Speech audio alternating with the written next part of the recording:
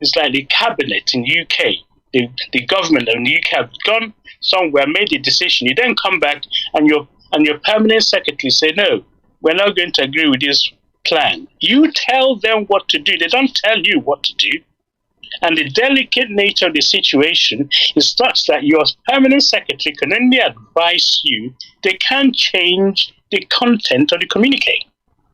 So Gowon was saying, hiding behind the permanent secretary, he said, these people are giving us a different advice, but they're not running the country. You are.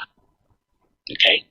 So the conclusions in Aburi were no proposals, but decisions. That's what Ojukwu is saying. They were not proposals. We're not proposing this is what we ought to do. These were decisions taken by the highest authority in the land. Okay. So this topic is called On Aburi We Stand. So if the highest authority in the land are taking decision concluded in Aburi, how can you then start changing it unilaterally? Remember, part of the content was if you change it, you have to get the concurrence. Everybody who signed the paper have to agree. You can't then change it unilaterally and expect everybody else to agree with you. So it doesn't work that way.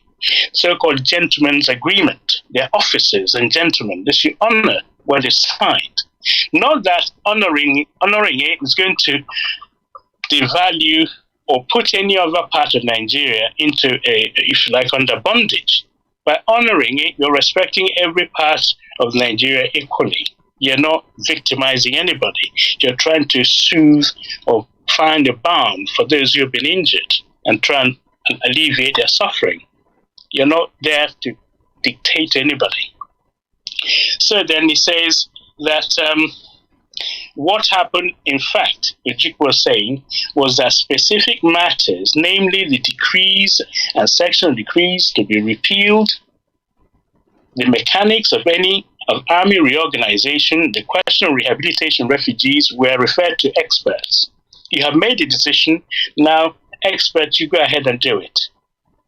Okay, so the meeting of the financial experts to be considered the question of rehabilitation, displaced persons, has not been held because the Ministry of Finance has not come round to doing that.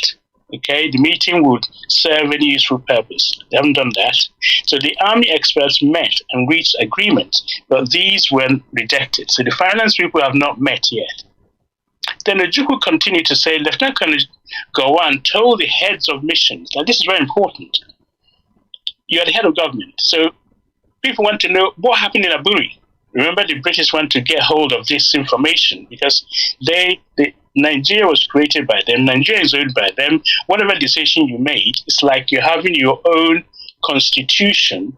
Every constitution prior to then was made in London. Your 53 constitutions, Macpherson's, Richards, all these constitutions were made outside Nigeria. Now this one, you're making it in Ghana. And you came back, it's going to alter whatever the British have organized. They don't want to hear it. They want to make sure they understand it. So, Ojukwu said Lieutenant Colonel Gowon told the heads of missions that the agreement about returning the regions to the position before January 17th, that also meant, in effect, that the federal government in Lagos will continue to carry on its function as before. That is right. In other words, what they did in Aburi was to say all the decrees issued by the military since January 66, we're going to repeal them. We're going to cancel them. Because Aguirre wanted the country to be united and unitary, Decree 34, but they've decided at Aburi, we're going to cancel all those, okay? We're no longer going to go ahead with those. But then Ojukwu said that Gowon failed to inform the world that the decision taken at Aburi, the federal government meant no more than the Supreme Military Council. Okay, no one, of course, who knows the sort of advice Gowon was receiving in Lagos would be surprised by the suppression and distortion of truth. So he said that Gowon has already started changing what was decided. So he says the actual Aburi decisions, for those who are following the history, reads as follows.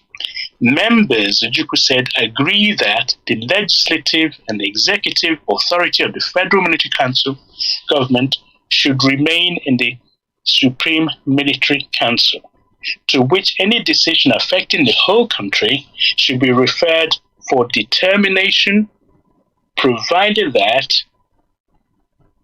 were it possible for the meeting to be held, then the matter requiring determination must be referred to military governors for their comments and concurrence. If you make a decision, you've got to allow all the governors to come together and make a decision.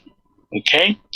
I'm going to go very quickly because there are various things Ojukwu said in this statement which is rebutting what Gowon was saying, dishing out to the foreign press and saying, this is what we talked about in Aburi. So Ojukwu said, no, these are not what we said. And he therefore decided the best thing to do is to come up with the idea of playing this long gramophone if necessary, okay? So that everybody would know what was decided.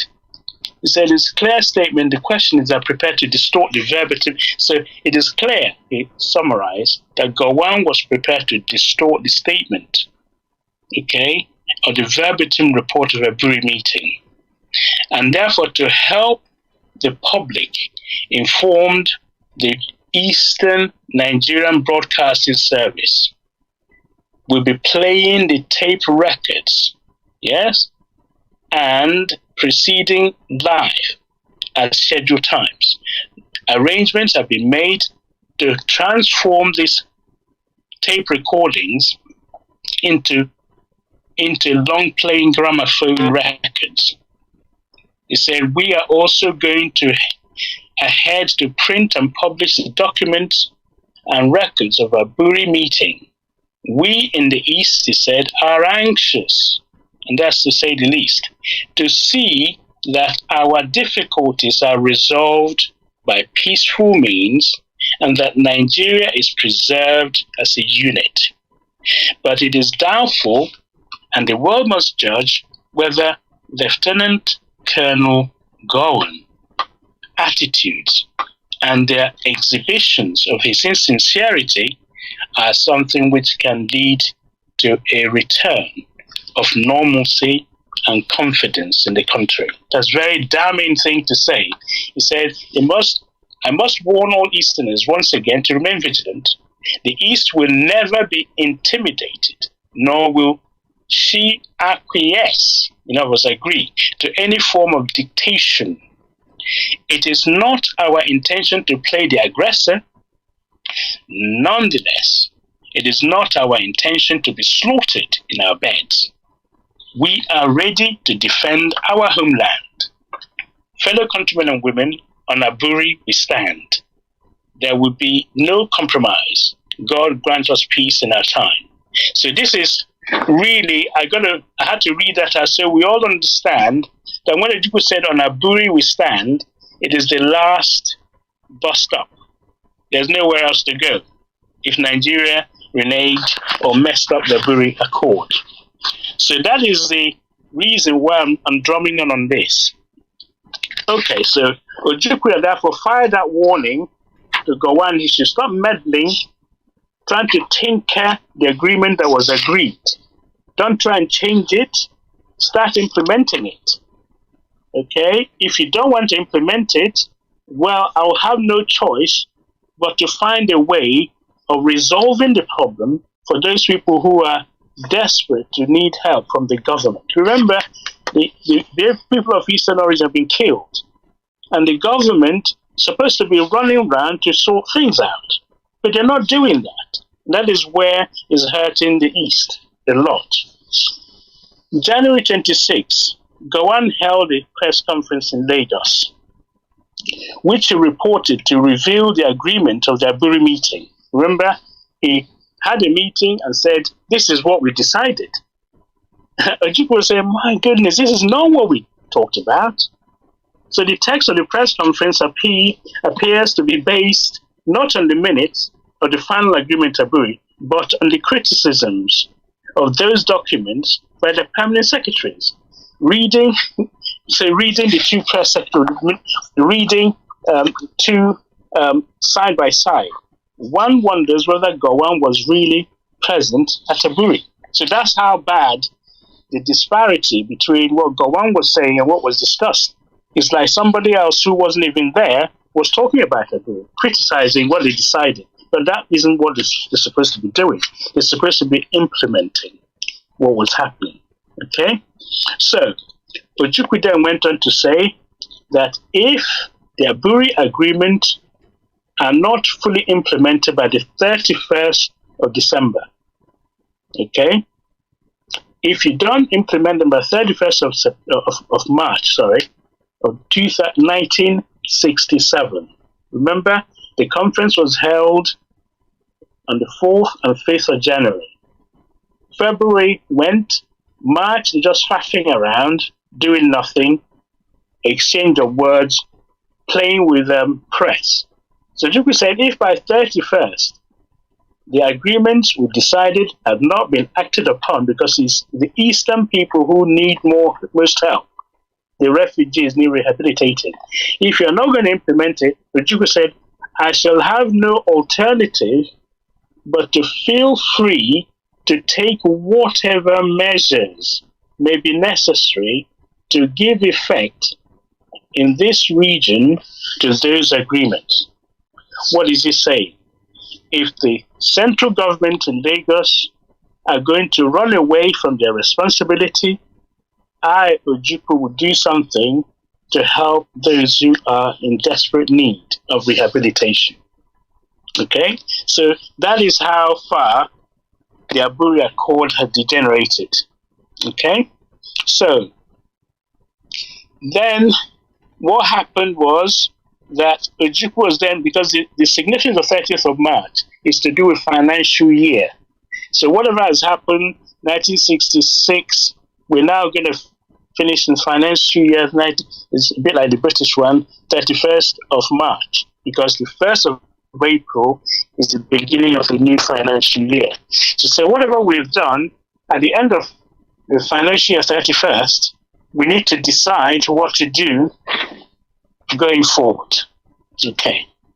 So, on the 31st, so therefore there's something called Survival Edict. Okay? Revenue Allocation Edict. Let me explain that. When the 1st of April came, the East felt necessary that from there on, when we collect taxes, rather than pay it direct to the government in the Lagos, we use it to look after those who are in need of rehabilitation. That was step one in the beginning of the headaches that led to Nigeria unraveling. Okay? So, for 4 months since Aburi, nothing has happened. Right? So, therefore, one of the reasons that Ojukwu did that was to make sure these people did not starve. Some salaries haven't been paid. Okay? And so on and so forth. I'll read a bit more for you. Right. So, when Ojukwu said this is what he's going to do, on the day the departure of Eastern Nigeria was fully expected, journalists arrived in Enugu for a press conference. Because when Ojukwu said that, people rushed to Enugu to go and hear what was going on. Okay? So, instead, they're still playing they're still talking about one Nigeria. Ojukwu told them that he was issuing a revenue edict, appropriating all federal revenue collected in the East as a means of paying for the rehabilitation program. Remember, they've started a rehabilitation program, but no one was funding it. And Aburi Accord was supposed to fund it, but it wasn't. So Ojukwu had to collect taxes to fund it. So the decree did not affect oil revenues. Very, very important. Ojukwu didn't say those who are in the East collecting money and selling oil should pay me revenue direct. Nigeria will be threatened because they need that oil money. So Ojukwu is saying these are the tax we collected from people, company taxes and so on. Because the oil revenue, interestingly, is paid direct to Lagos. So Ojukwu was not asking for that. He's asking to collect tax and use the tax which it collects from the East, rather than handing over to the Lagos, use it for the rehabilitation. Okay. So now, so as Ojukwu said, this decree did not affect Orio, as I said, and these were collected late. Now the reporter was stunned. All the reporters were amazed. He said, "How come?" They had expected, fire and brimstone, therefore to confront and say the physical problem that Ojukwu was pulling out. Ojukwu wasn't pulling out. He was trying to find a peaceful way of resolving the problem. So Ojukwu told them that the East would only pull out of Nigeria if she were attacked or blockaded. Okay? So here we go. People rushed in to go and hear Ojukwu when he says, if by the 31st nothing happened, we'll do this. So they came and they want to hear, when are you pulling out from Nigeria? When is he seceding? She said, we're not seceding, but we will consider, we'll pull out of Nigeria if we are attacked or blockaded. Remember, the people in the East are now mixed up of those who are returnees from Lagos, from Ibadan, from Ilorin, from Sokoto, from Kanu, from Kaduna. They've all run back and with nothing doing, most of it. So the federal government, instead of doing something about what Ojukwu was saying, they gave their own decree, Decree 8. They issued a fresh decree, Decree 8. That's a document that appeared at first glance to implement major points of constitutional arrangements agreed in Agburi. Now this is very tricky. They brought out a paper saying, this is what we're going to do. When you look at it, you think, oh, they're going to agree, they're going to implement Agburi Accord. But it is not the fiscal arrangement. The Decree 8, like Agburi, vested the legislature and executive powers of the Supreme Council. And what it did to decisions was made vital matters could be taken only by agreement with all military governors. But however, it gives autonomy.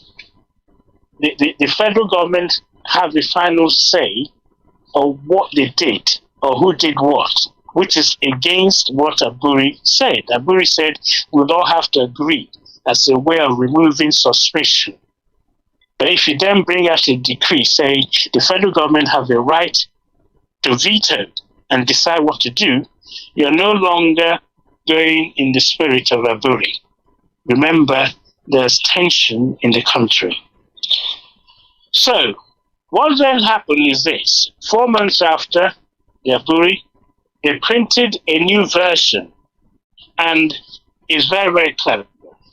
Skillfully, they worded that, and it looks harmless indeed when you look at it, but you have to look at the main paragraph. It says, one of the extra clauses was that the fact that the regional governors could not exercise their powers, right? If you're Ojukwu, you're not allowed to exercise your power so as to impede the prejudice the authority of the federation. Translated, it means Ojukwu cannot do anything without the prior consent of the Ogowan in the central government, and anything that the central government feels is going to undermine them, they will not allow it to go through.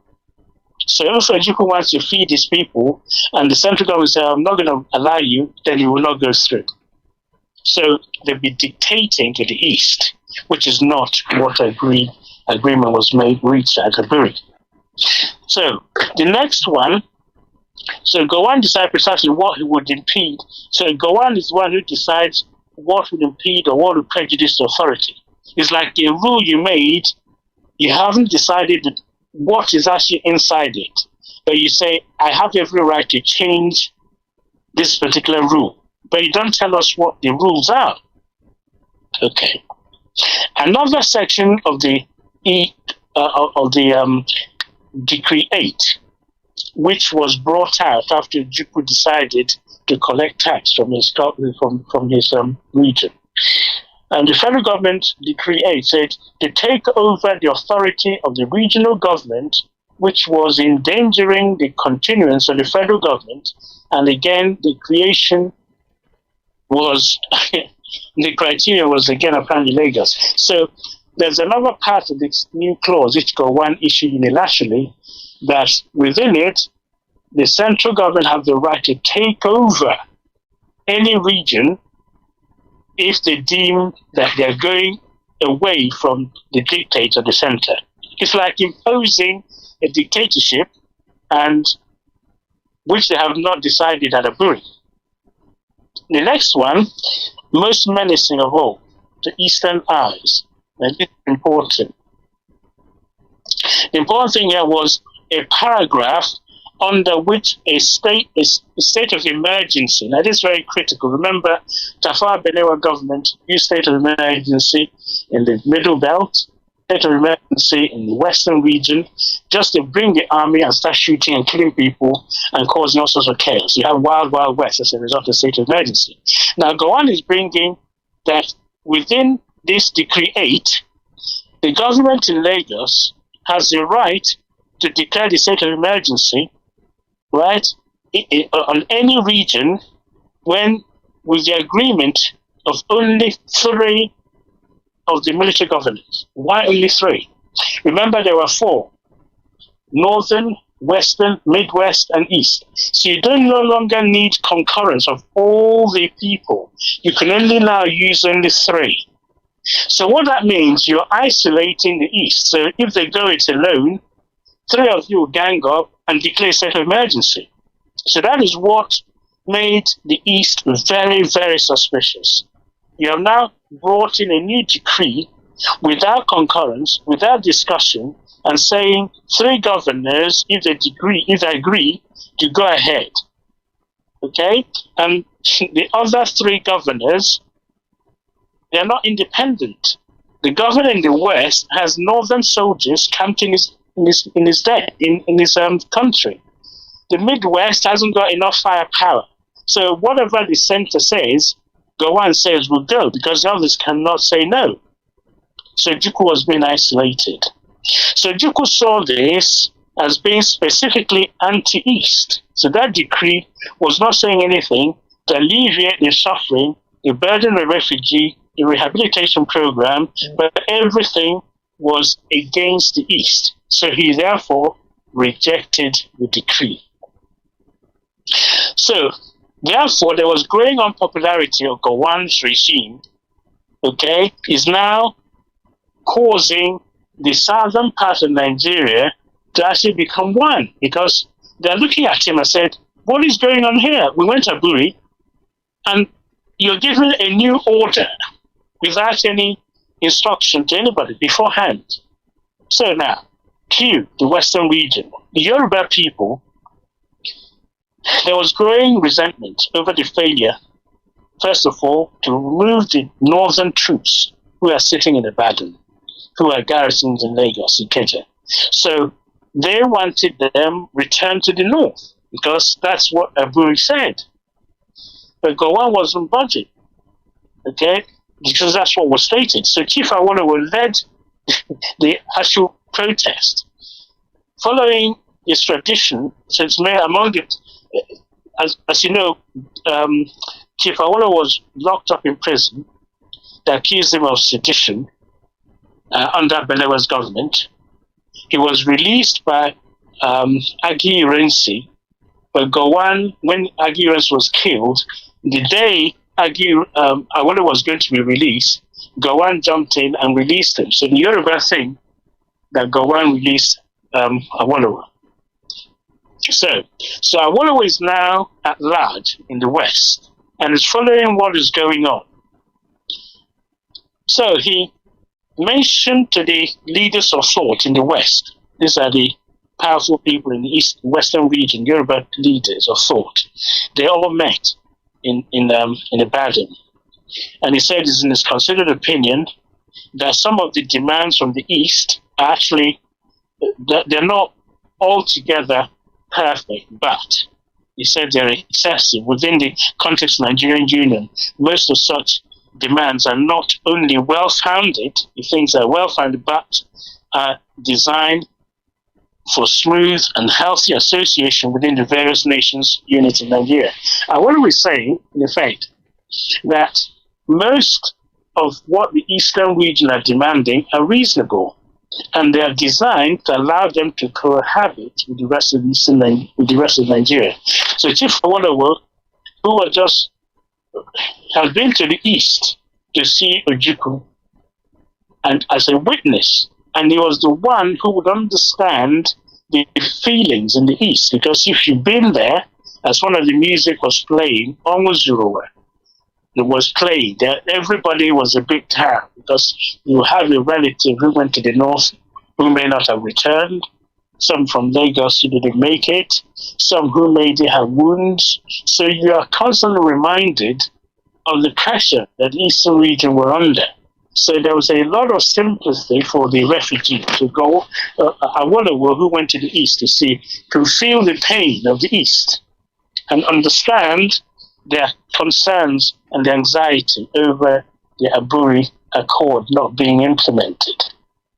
So to cut a long story not so short, Gowon said, Awolowo said, if the East decided to pull away by one reason or the other, by omission or commission, the West will have no choice but also consider pulling out of the Federation. So this rattled Gowon, because he feels that if the East pull away, the West pull away, then Nigeria more or less is finished. And the Northerners, they will have a real job if they're going to attack the East, going it alone. Remember, Nigeria is on a tripod, North, East, and West. So if the North can get the West on their side, then they can bully the East. Likewise, if the East and West could come together, this handshake across the bridge, this River Niger, this handshake across the River Niger, the North cannot dictate too much to those two together. So Gowon has a decision to make. Okay, so this is how he solved his problem. Remember that the North and the West were somewhat in collusion in this tripod thing, because the Obas of Yoruba land in October 66, they went up to the North to thank the Emirs for not killing the Yorubas. Let me just explain that. Up in the North, there were Yoruba people and Eastern people. There were Westerners and Easterners. They were all in the North. The Northern pogrom, they planned to just get rid of the Igbos. Sometimes when the Igbos escape from their house and they run into the Yoruba, if you're lucky, the Yoruba person can help you. If you're a real friend. If you're real enemies, they say they're not going to help you or they chase you out. So the Yorubas were large extent spared. Remember I said last time, you can tell if somebody's Yoruba, most of them have tribal marking. If they're Hausa, you also have tribal marking, but the Igbos didn't have so much tribal marking. So you can identify in that sense. So the Obas of Yoruba land, the chiefs and elders, they went up to the North and thanked the Emirs for sparing the Yorubas. So that's number one. Now, so they're beginning to work together to make sure their people are not, exposed to killings. But they have military camped in Ibadan and in Lagos, ready to pounce. These are the same military that was helping Tafawa Balewa's military. Tafawa Balewa's First Republic in suppressing the West because of the wild West, all the commotion that were going west. So I'm just saying that as a by the way. Awolowo, therefore, Gowon and Awolowo need to work together with the Obas of the West to make sure the Yoruba people are safeguarded.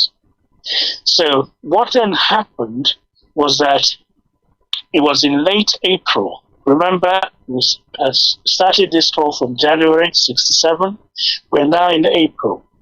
So Awolowo went and said that if the East pulled out, once again, the West will pull out. So this was a big, big problem for Gowon and the Northern and the those who are plotting and planning how to dominate Nigeria. So what the Northerners did then, because they can sense the feeling in the East, they can also sense the feeling in the West. So they have to find a way of dividing them. So what they did, the Northerners suddenly changed their mind and said that they will now welcome any plan to divide the North into more states.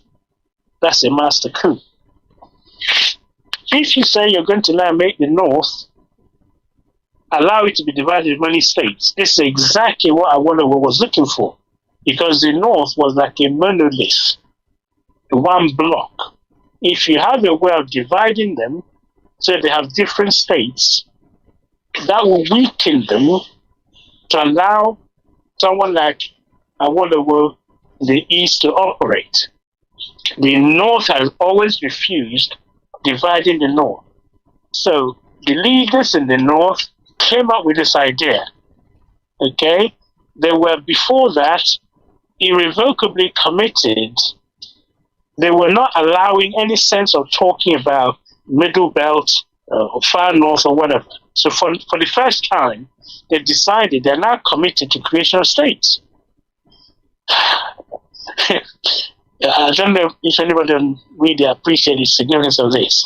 So with that, that is the carrot that Gowon needs to weaken the growing link between Awolowo and Ojukwu. Okay? Because Awolowo loves to hear that the North could be divided into states. And the Northerners said this like carte blanche.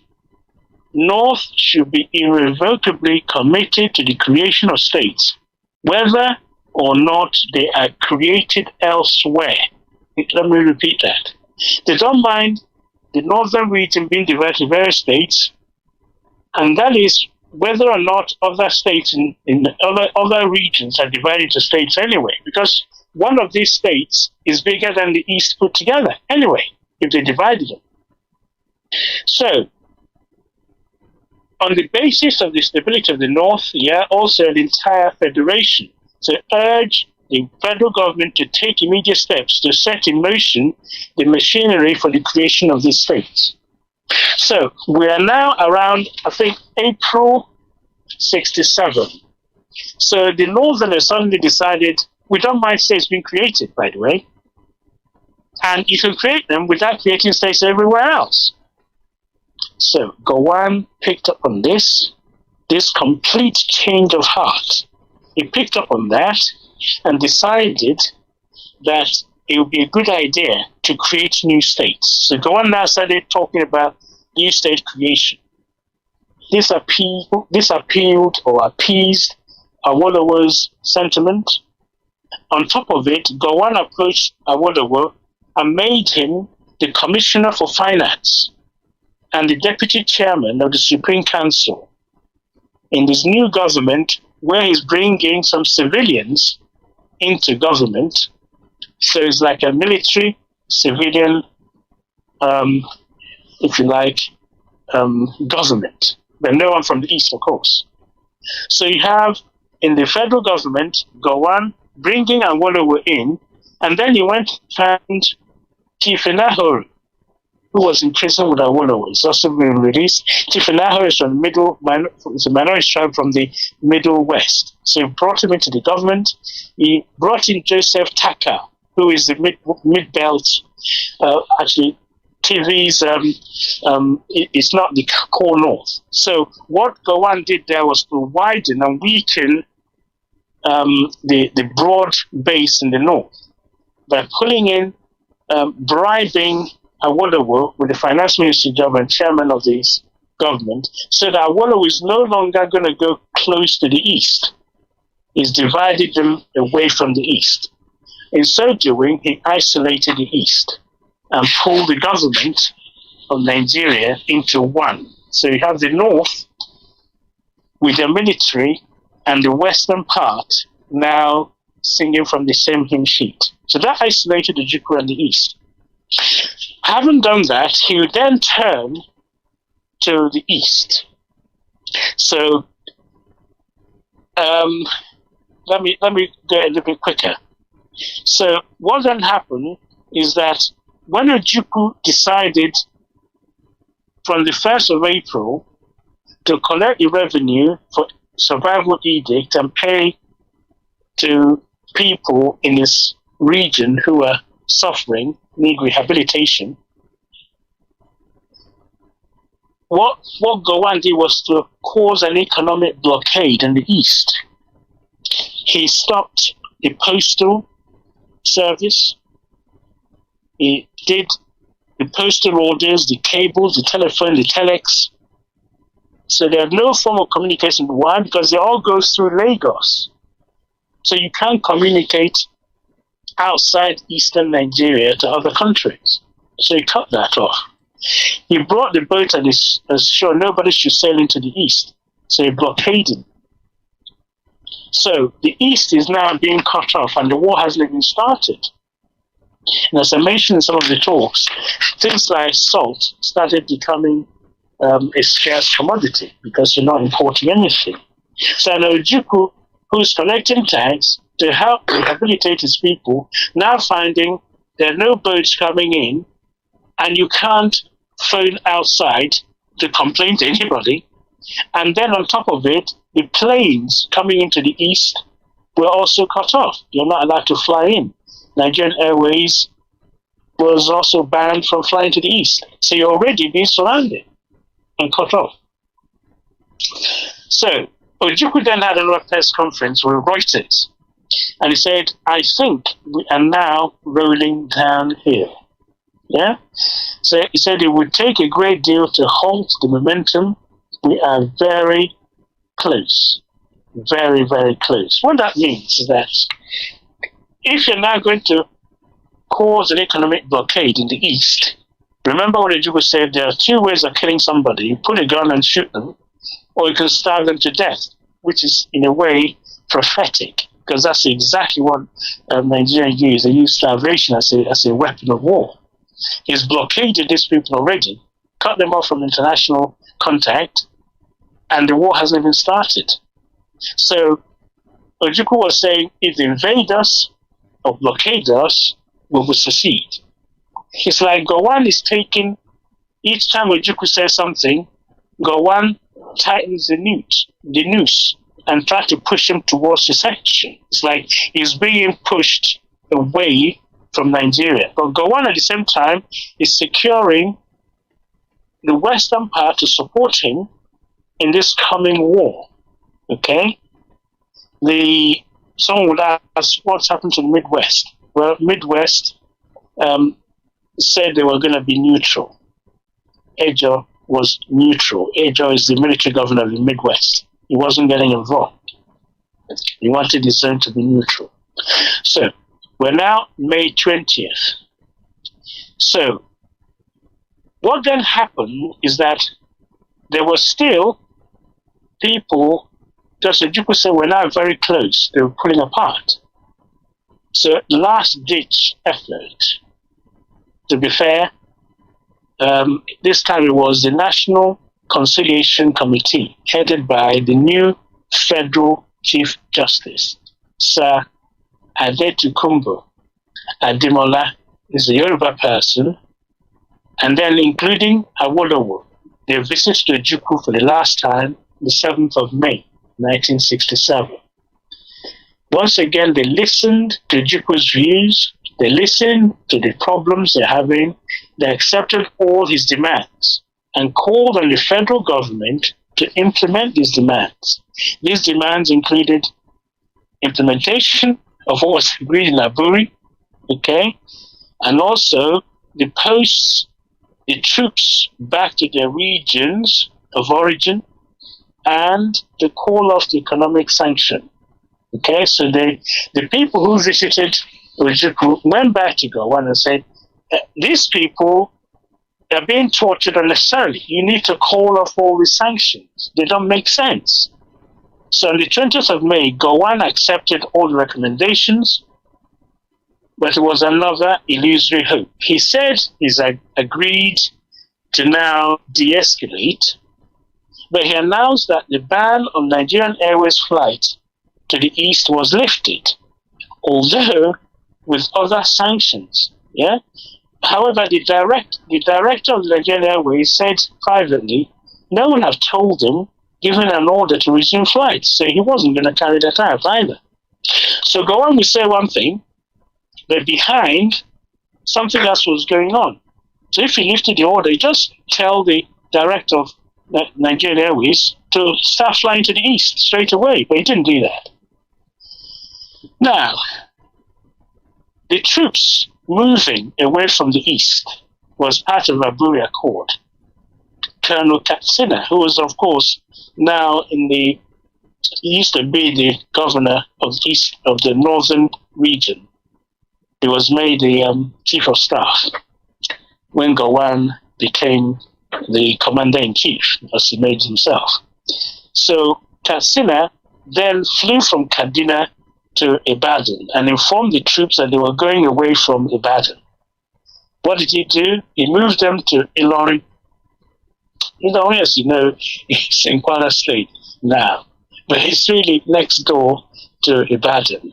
Yeah, Ilorin is on the same road, a throwing stone away from the border between west and north, and within the snap of the moment, they can return back to Lagos and to Ibadan. Yeah, so although the troops are moved away from the west, they're not too far away. If they need it, they can return immediately and start doing whatever it is they want to do.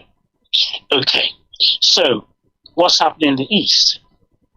Well, the clamor in the east, most people, if you listen to that song, Onwuzuruwa, they're still mourning, they're still feeling rejected. So they're asking Ojukwu, please pull us out. We've had enough. We can't go on like this. So the clamor for Ojukwu to return to her friend to bear. So on the 26th of May, 1967, he called over 300 members of Constituent Assembly of Chiefs and Elders. Yeah, 335 of them. They all gathered in to find out, what do we need to do now? If we leave things as they are, we have to answer to the dictates, for one, and they will be telling us what to do for the rest of our lives. If we assert our autonomy, it's going to be tough because there's going to be a lot of hardship. So Ojukwu gave them all the options that if they assert their autonomy and declare self-independent, it's going to be hard going. But that's the only way, if you like, to consider surviving. So this is really where we are. So you've seen all the steps that was taken after Aburi to now 26th of May, when these people gathered to decide the fate of the people in the East, whether to continue in Nigeria or to find a way out and start afresh. These people are the ones that built Nigeria. They've abandoned the precious goods and so on. Now they run back to the East and no one is listening to them. So it's very, very critical, the next step. So when they met on the 26th, it was a 2-day conference. They deliberated, and as I said in the previous talks, the voting was unanimous, and it's from every nook and cranny of the eastern region. No one was left out. Whichever tribe you are, whichever region, province, you were well represented. So it was a unanimous decision on the 27th to pull out eastern region and make it a sovereign state called Biafra. So they gave Ojukwu the mandate. As soon as that meeting ended, Gowon declared the state of emergency. So they have given Ojukwu the mandate. Ojukwu didn't declare immediately. What happened was Gowon decided to push the button. On the 27th, on the same day, he came an emergency announcement. There will now be an emergency. I've taken over.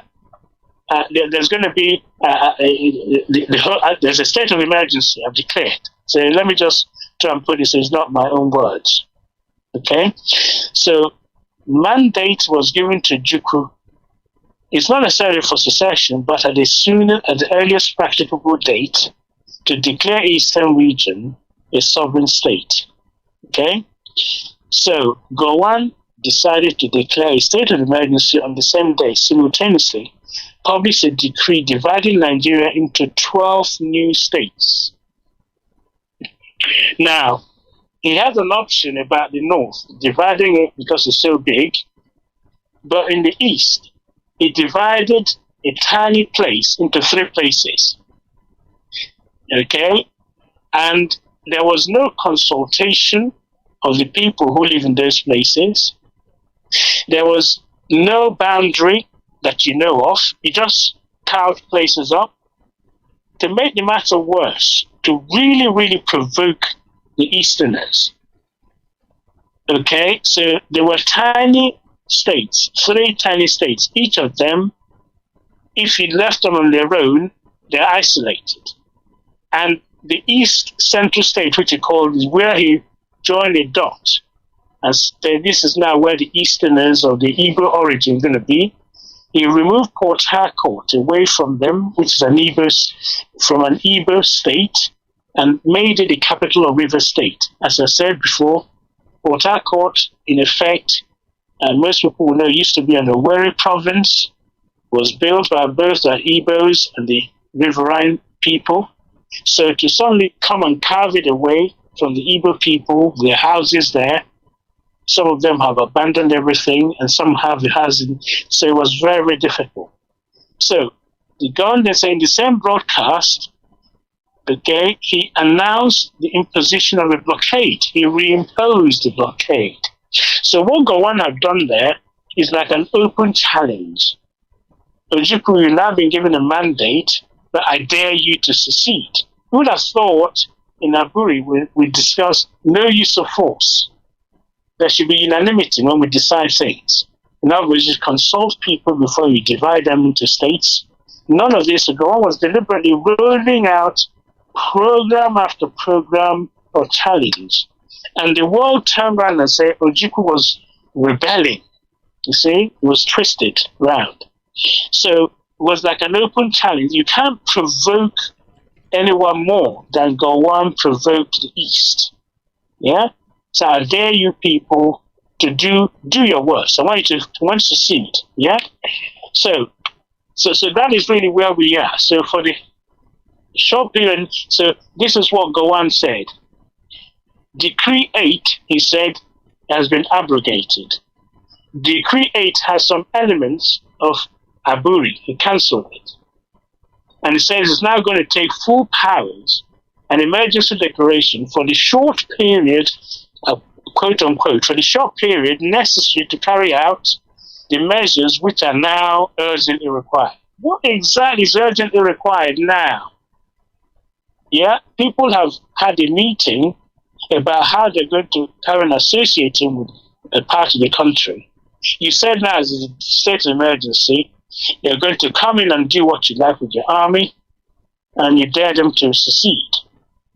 So therefore, on the 30th of May, in the early hours, Ojukwu called diplomats, journalists to the State House, Enugu, okay, to hear what Ojukwu has to say following the meeting. This is, of course, Declaration of Independence of Biafra. And I'm going to read it out in full because it's a significant day for every Biafran. So you understand the setup from Aburi, all the goings on, all the, if you like, bad faith, pushing the Easterners instead of helping to, them to overcome the wound and the suffering and the pain. And this music, Onwuzurua, was playing. They have so much pain. They have been rejected in the country they helped to build. And now you say to them, I dare you. I divided you now into 3. Okay? I didn't ask you where the boundaries are. I'm just going to say from now on, your River State, your Cross River State, your East Central State. So Ojukwu then called all his press, and this is what he said. Fellow countrymen and women, you, the people of Eastern region, Nigeria, conscious of the supreme authority of Almighty God over all mankind, for your duty to yourselves and posterity, aware that you can no longer be protected in your lives and in your property by any government based outside Eastern Nigeria, believing that you are born free and have certain inalienable rights which can best be preserved by yourselves, unwilling to be unfree partners in any association of a political or economic nature, rejecting the authority of any person or persons other than the military government of Eastern Nigeria to make any imposition of whatsoever kind or nature upon you, determined to dissolve all political and other ties between you and the former Federal Republic of Nigeria, prepare to enter into such associations, treaty, or alliance with any sovereign state within the former Federal Republic of Nigeria and elsewhere on such terms and conditions as best to subserve your common good, affirming your trust and confidence in me, having mandated me to proclaim on your behalf and in your name that Eastern Nigeria be a sovereign independent republic. Now, therefore, I, Lieutenant Colonel Chukwuemeka Odumegwu, military governor of Eastern Nigeria, by virtue of the authority and pursuant to the principles recited above, do hereby solemnly proclaim that the territory and region known as and called Eastern Nigeria, together with their continental shelf and territorial waters, shall henceforth be an independent sovereign state of the name and title the Republic Biafra. So there you have it. Biafra came into existence, and it's all about security of the people. Thank you. All right. Brilliant. So, Mazi, thank you. How many more minutes have I got? I think we are over the minute. That's right. Yes, but I think you wrapped up in time with the declaration. Are you with me? Yes. Can you hear me? Yes, I can hear you. Can you hear me? Oh, all right. Mazi, are you still there? Let me unmute myself. Just a second. Yes, you can hear me now, right?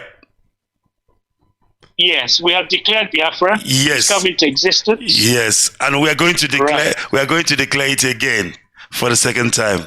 Thank you very much, Mazi. And we are going to leave it here for today. The time is yes, and then of course I don't know what you're gonna be touching on next week on part 6. Okay, I'll talk about what happened after the war declared. All right. Because the next step is the war, isn't it? When the war starts. All right. Okay. So grateful. Thank you, everybody. Thank you very much, Mazi. Thank you very much. You don't know, this means a lot to us. We are unlocking, many years of history, and that indeed counts for all Biafrans. Thank you very much.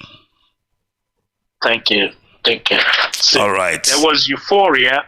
Or declared. Everybody was so pleased. You can now start afresh. Thank you. Thank you very much, sir. And of course, I will fulfill your last request again, which is the second song. I'm sure you will listen on the background. Thank you.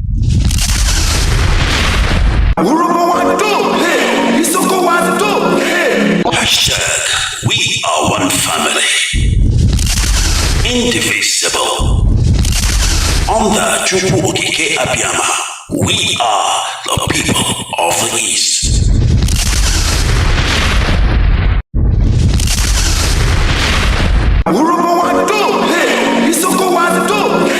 Hashtag, we are one family. Indivisible. Under Chukwu Okike Abiyama, we are the people of the East. The type of Biafra I want is the Biafra of my ancestors, the land of the free, where people are allowed to pursue their daily endeavors without interference from any higher authority, where individual and collective autonomy of every component, ethnic, nationality within Biafra will be guaranteed, not just by law, but by virtue of our existence as dignified human beings.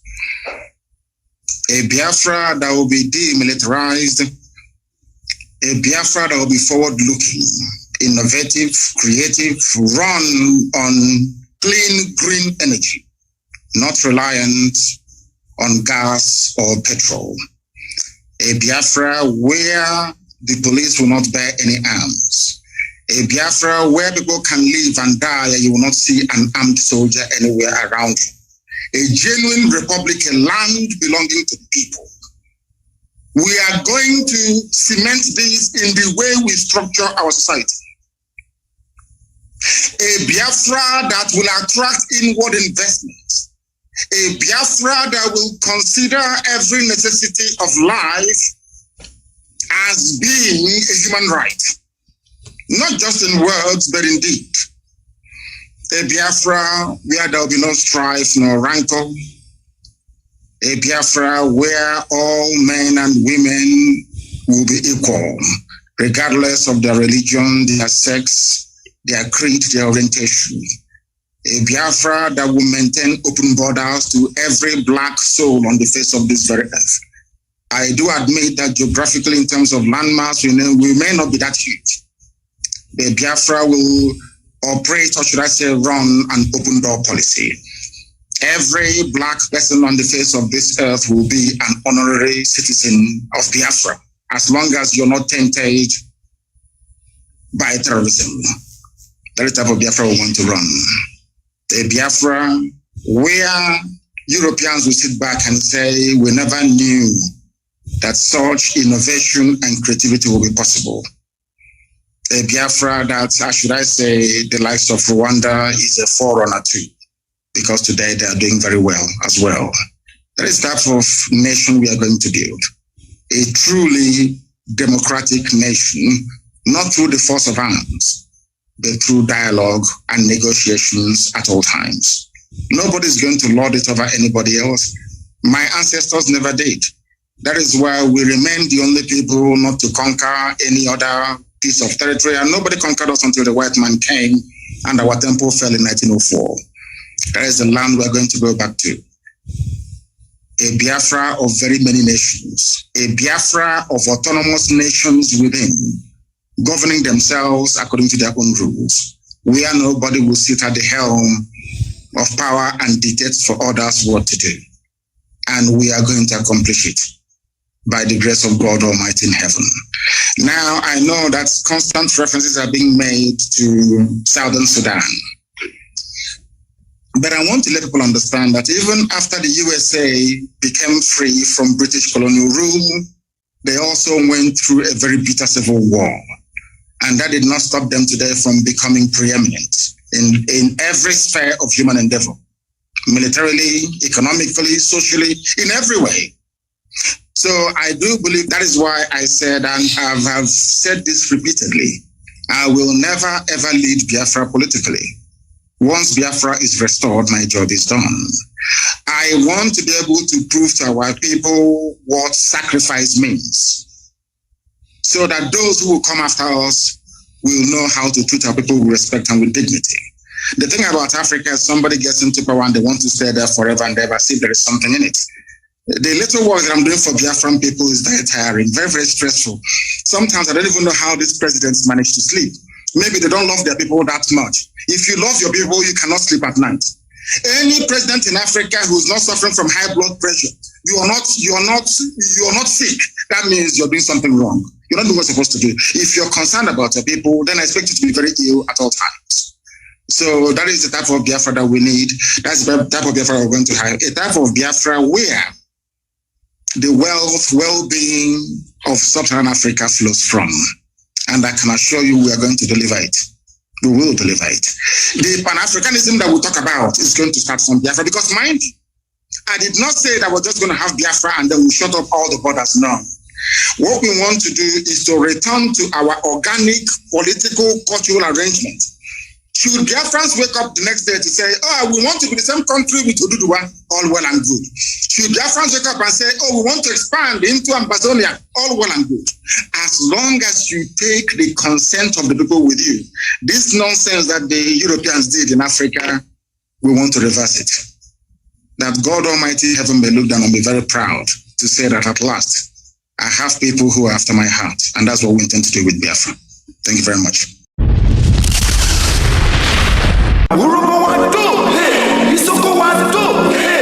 Hashtag, we are one family. Indivisible.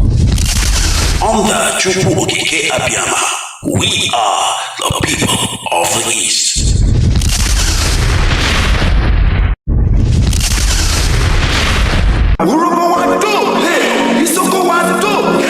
Hashtag, we are one family. Indivisible. Under Chupu Okike Abiyama, we are the people of the East. The type of Biafra I want is the Biafra of my ancestors, the land of the free, where people are allowed to pursue their daily endeavors without interference from any higher authority, where individual and collective autonomy of every component, ethnic, nationality within Biafra will be guaranteed, not just by law, but by virtue of our existence as dignified human beings. A Biafra that will be demilitarized, a Biafra that will be forward-looking, innovative, creative, run on clean, green energy, not reliant on gas or petrol. A Biafra where the police will not bear any arms. A Biafra where people can live and die and you will not see an armed soldier anywhere around you. A genuine republic, a land belonging to the people. We are going to cement this in the way we structure our society. A Biafra that will attract inward investments.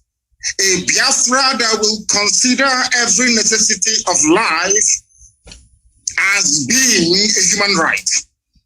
Not just in words, but in deed. A Biafra where there will be no strife, no rancor. A Biafra where all men and women will be equal, regardless of their religion, their sex, their creed, their orientation. A Biafra that will maintain open borders to every black soul on the face of this very earth. I do admit that geographically, in terms of landmass, we may not be that huge. The Biafra will operate, or should I say, run an open door policy. Every black person on the face of this earth will be an honorary citizen of Biafra, as long as you're not tainted by terrorism. That is the type of Biafra we want to run. A Biafra where Europeans will sit back and say, we never knew that such innovation and creativity will be possible. A Biafra that, should I say, the likes of Rwanda is a forerunner to, because today they are doing very well as well. That is the type of nation we are going to build. A truly democratic nation, not through the force of arms, but through dialogue and negotiations at all times.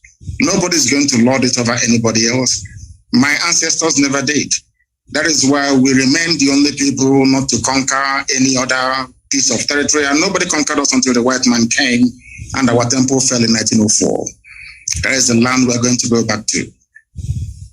a Biafra of very many nations, a Biafra of autonomous nations within, governing themselves according to their own rules, where nobody will sit at the helm of power and dictate for others what to do. And we are going to accomplish it by the grace of God Almighty in heaven. Now, I know that constant references are being made to Southern Sudan. But I want to let people understand that even after the USA became free from British colonial rule, they also went through a very bitter civil war. And that did not stop them today from becoming preeminent in every sphere of human endeavor, militarily, economically, socially, in every way.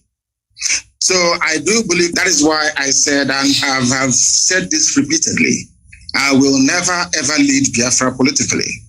Once Biafra is restored, my job is done.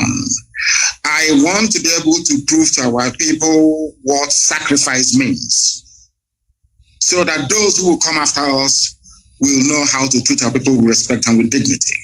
The thing about Africa is somebody gets into power and they want to stay there forever and ever, see if there is something in it. The little work that I'm doing for Biafran people is very tiring, very, very stressful. Sometimes I don't even know how these presidents manage to sleep. Maybe they don't love their people that much. If you love your people, you cannot sleep at night. Any president in Africa who's not suffering from high blood pressure, you are not sick. That means you're doing something wrong. You're not doing what you're supposed to do. If you're concerned about your people, then I expect you to be very ill at all times. So that is the type of Biafra that we need. That's the type of Biafra we're going to have. A type of Biafra where the wealth, well-being of Sub-Saharan Africa flows from. And I can assure you we are going to deliver it. We will deliver it. The Pan-Africanism that we talk about is going to start from Biafra, because mind you, I did not say that we're just going to have Biafra and then we shut up all the borders. No. What we want to do is to return to our organic political cultural arrangement. Should Biafrans wake up the next day to say, oh, we want to be the same country with Oduduwa, all well and good. Should Biafrans wake up and say, oh, we want to expand into Amazonia, all well and good. As long as you take the consent of the people with you, this nonsense that the Europeans did in Africa, we want to reverse it. That God Almighty heaven may look down and be very proud to say that at last, I have people who are after my heart, and that's what we intend to do with Biafra. Thank you very much.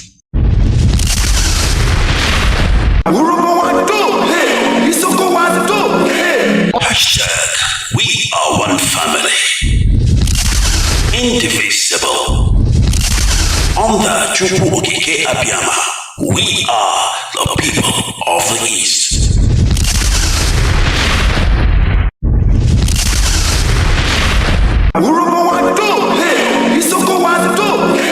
Hashtag, we are one family, indivisible.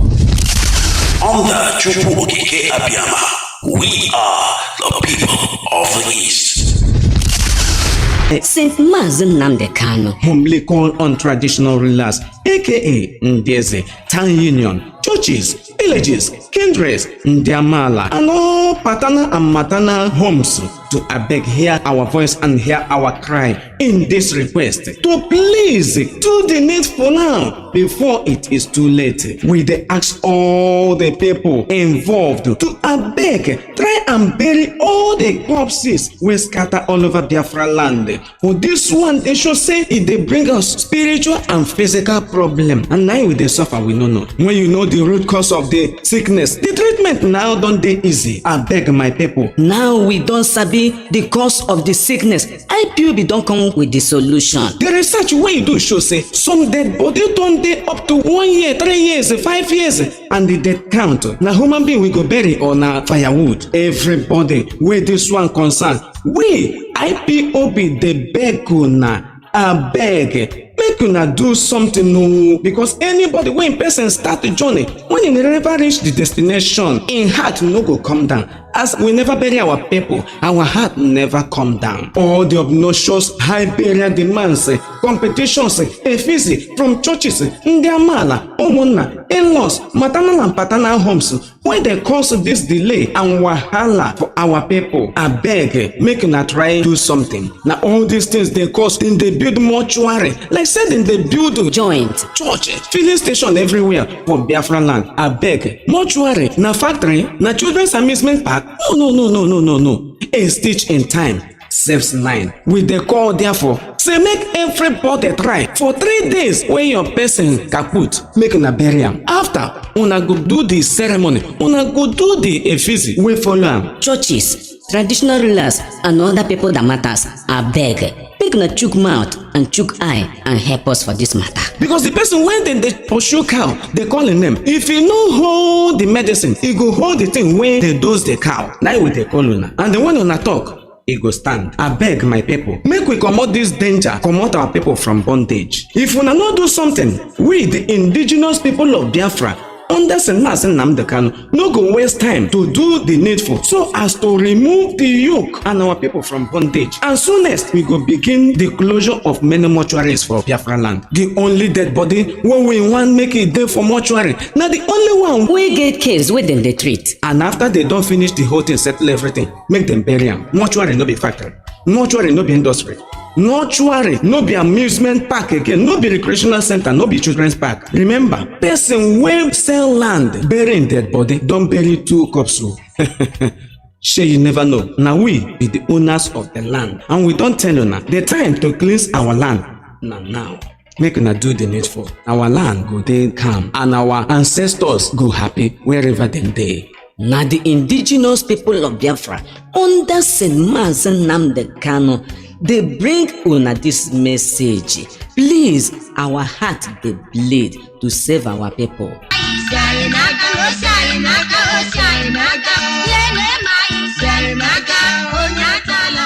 Ọ na-abụ ọkọkọwa anụ ọhịa ya gakwuru ka osisi, ọkọwakwanụ mmadụ ya gakwuru mmadụ ibe ya, n'ihi na onye a na-achụ ehi na-akpọku ma o ji ọgwụ ya, o ji nri ya. Ebe nwata na-ebe akwa na-atụ aka ma isi nne ya nọrọ ya, ke nne ya ga-anọrịrị ya. Ọkụkọ sị na ihe na-esi aṅụ mmiri lewe anya n'elu na ọ bụ ebe ọnwụ na-egbu ya na-esi abịa. Biko nụ, anyị ji ohere a, anyị onwe anyị bụ ụmụafọ Biafra, indigenous people of Biafra, IPOB na aha mkpimkpi, n'okpuru onye ndu anyị bụ Mazi Nnamdi Kanu dị nsọ, na-arịọ ndị eze, ndị ụka dị iche iche, ndị ọha obodo dị iche iche, ndị ụmụnne nna, ndị ụmụnne nne, nọsịkwa nọsịrị ka ha biko nyere anyị aka dịka ugwu ka anyị buru ebele. Nchọnchọ anyị mere gosiri na ozu ndị a niile bụ nke ndị anyị nọ na mọchụarị anyị na-elibeghị, so na-akele anyị ụkwụ na-epile anyị aja na garị. Biko nụ ka anyị mara na ihe anyị ga-eme lipụ ozu ndị a, hapụkwa na ihe ndị ọzọ sochiri ya. Anyị lipụchi ozu ndị a nwanne, anyị abịa n'obi eme akpara ama ndị sochiri ya. Anyị na-arịọ unu, onye ọbụla nwụrụ na were mkpụrụ ụbọchị 3 lie ya, bịa hazi ihe niile. Ihe mezikwanụrụ emezi, a na-akpọ ya nwa mma. Biko nụ, ihe ndị a na-ebutere anyị nsogbu rue na a ga-eji mọchụarị na-akpa anyị ọgba ebe niile. Ozu a dọrọ n'ihu, dọrọ n'azụ, dọrọ n'ụlọ, dọrọ n'uko, dọrọ n'usekwu, dọrọ na palọ, dọrọ na senta tebụl. Anyị na-ele ya anya. Chineke, igbe ozu mana m ụmụnna, ma enwe ike iji amịrị igbe akwa ebe mkpokoro eso dị mma ma ejighị ihe eme ọla aka. Unu ma ihe m na-ekwu, maka na nwata bee nne ya bee nna ya amara na ihe ọ ga-ebe agwụla. Anyị arịọ unu ka unu nwee ike mee ihe ugbu a mgbe chi na-efobeghị, tutu mmiri asọwa ọgba. Anyị ma ihe nji na-ekwu ihe a, ụfọdụ mọchụarị nọ n'ala Biafra anyị ga-emechi ha, n'ihi na mọchụarị abụghị ebe ụmụntakịrị na-aga egwuri egwu, ọ bụghị ebe ndị okenye na-aga ezuru ike, ọ bụghị ebe a na-atatụ ihe n'ọnụ ma ọ bụ kụọ ngaji n'eze, ọ bụghị ebe a na-aga nlele. Ihe eji agba na ntị ejighị ya agba n'anya. Anyị na-arịọ unu ka unu mee ihe kwesịrị nụ, ka ala anyị dere ji, ka obodo anyị dere ji. Unu cheta na onye ọbụla rere ala lie mmadụ, o liele ozu labụ. Ihe abụọ apụla n'ahụ, ka anyị nyere unu onwe anyị aka. Ihe meziri emezi a na-akpọ ya nwa mma. Anyị anaghị aba mba, ma arịrịọ ka anyị na-arịọ unu, ma ọ bụrụ na na-asịkwanụ na na-agaghị elebara ihe ndị ahụ anya n'otu ọ dị na mbụ ka ọ ga-adịgide, nwanne, anyị enweghị ihe ọzọ anyị ga-eme na-abụghị ime ihe kwesịrịnụ, n'ihi na anyị onwe anyị bụ ụmụafọ Biafra agaghị anọ ihe eri ọba anyị. Ozi a unu na-anụ ugbu a si n'aka ndị IPOB, Indigenous People of Biafra, na-abịara unu n'okpuru onye ndu anyị bụ Mazi Nnamdi Kanu dị ya nsọ. Ọ bụ ha na-akụ mgbịrịmgba maka na osisi nwa ọnwụ otu ya afọ ọ nụrụ ka ala ibe. Ndewo. We have to come to the conclusion that there are no extenuating circumstances. You have been found guilty on all charges. Is there something you could tell the court before pronouncement of your sentence? All we want is freedom. That's all we want. Freedom. Freedom for children to learn. freedom for men to work, for mothers to love, for a nation to grow. That's all we want. Equality.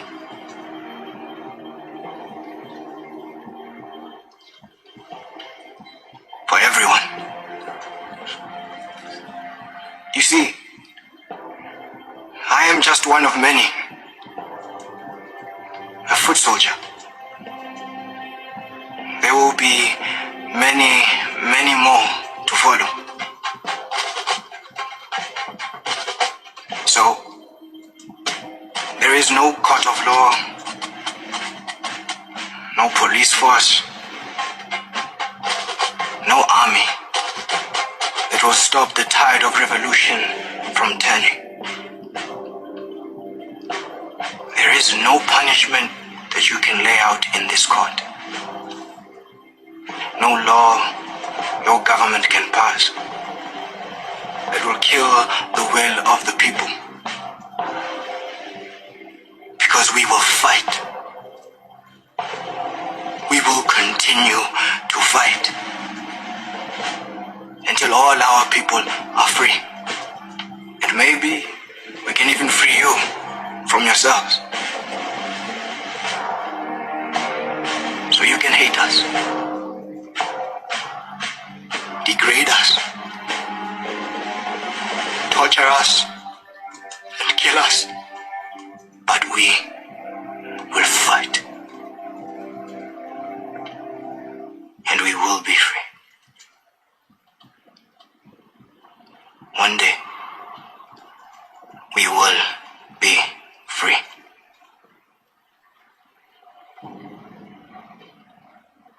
Amanda!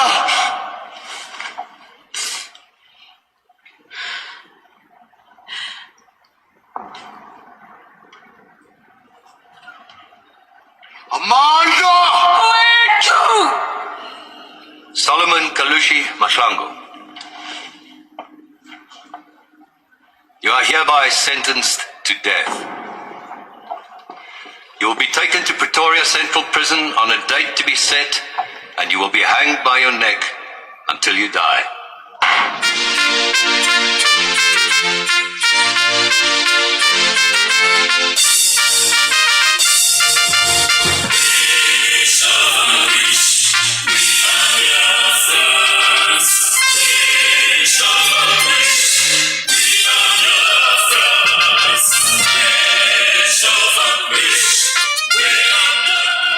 Biafra worldwide phone call campaign alert continues. BBC, a propaganda machine and racist media set up by the Great Britain to oppress the oppressed people of Biafra.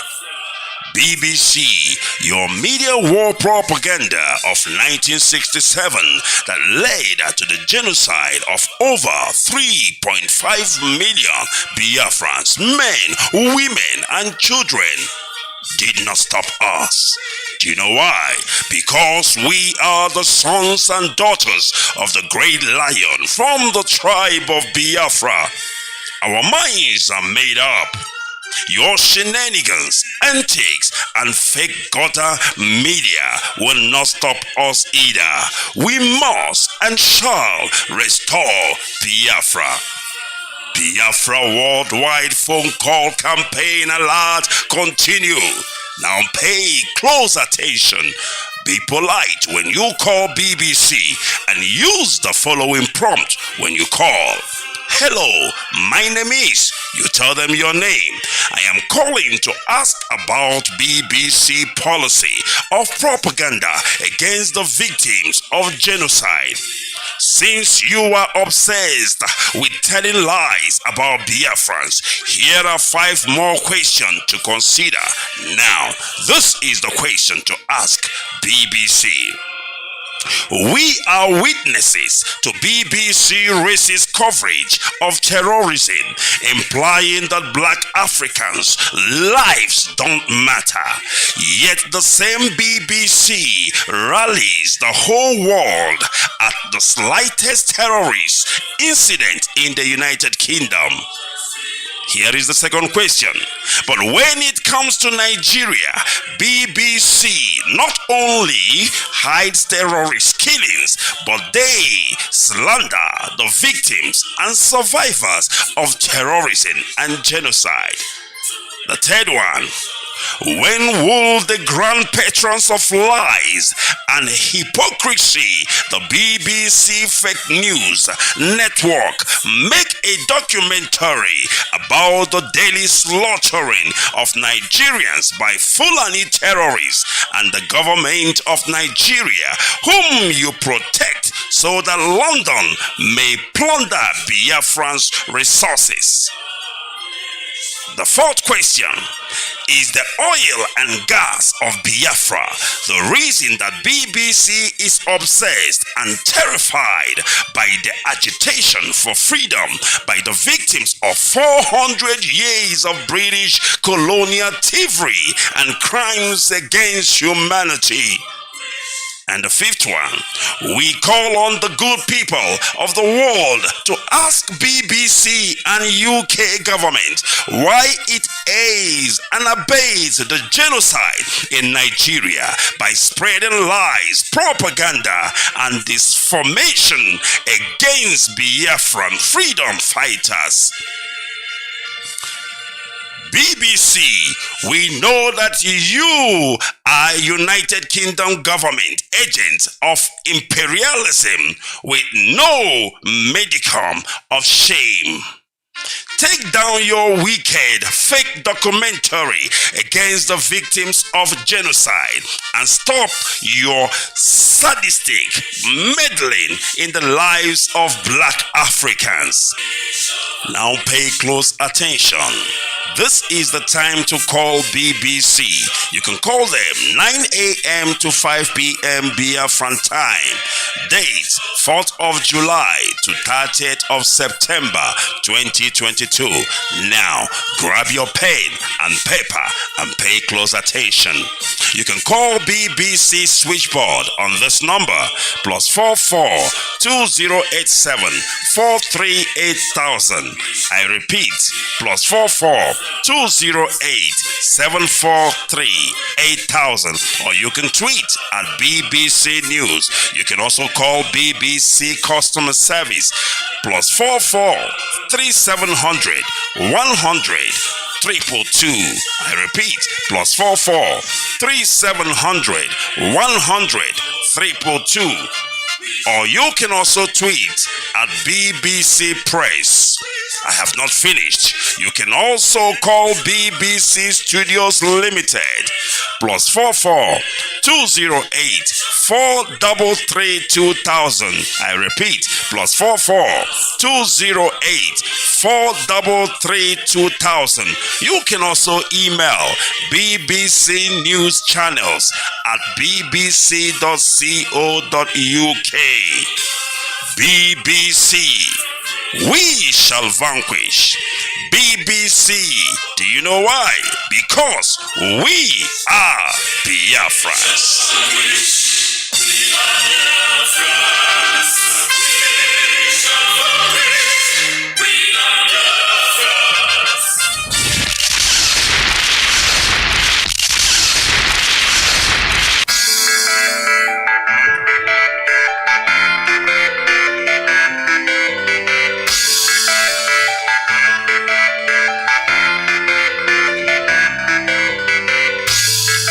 Radio Biafra. We saturate the whole of Biafra land.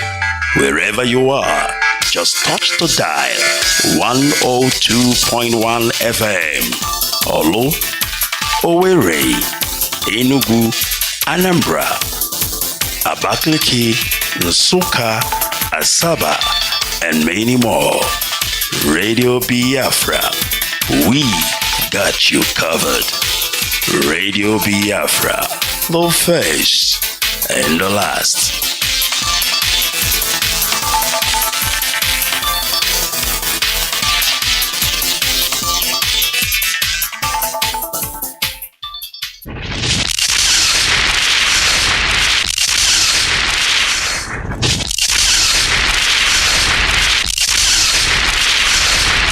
Mama, opportunity.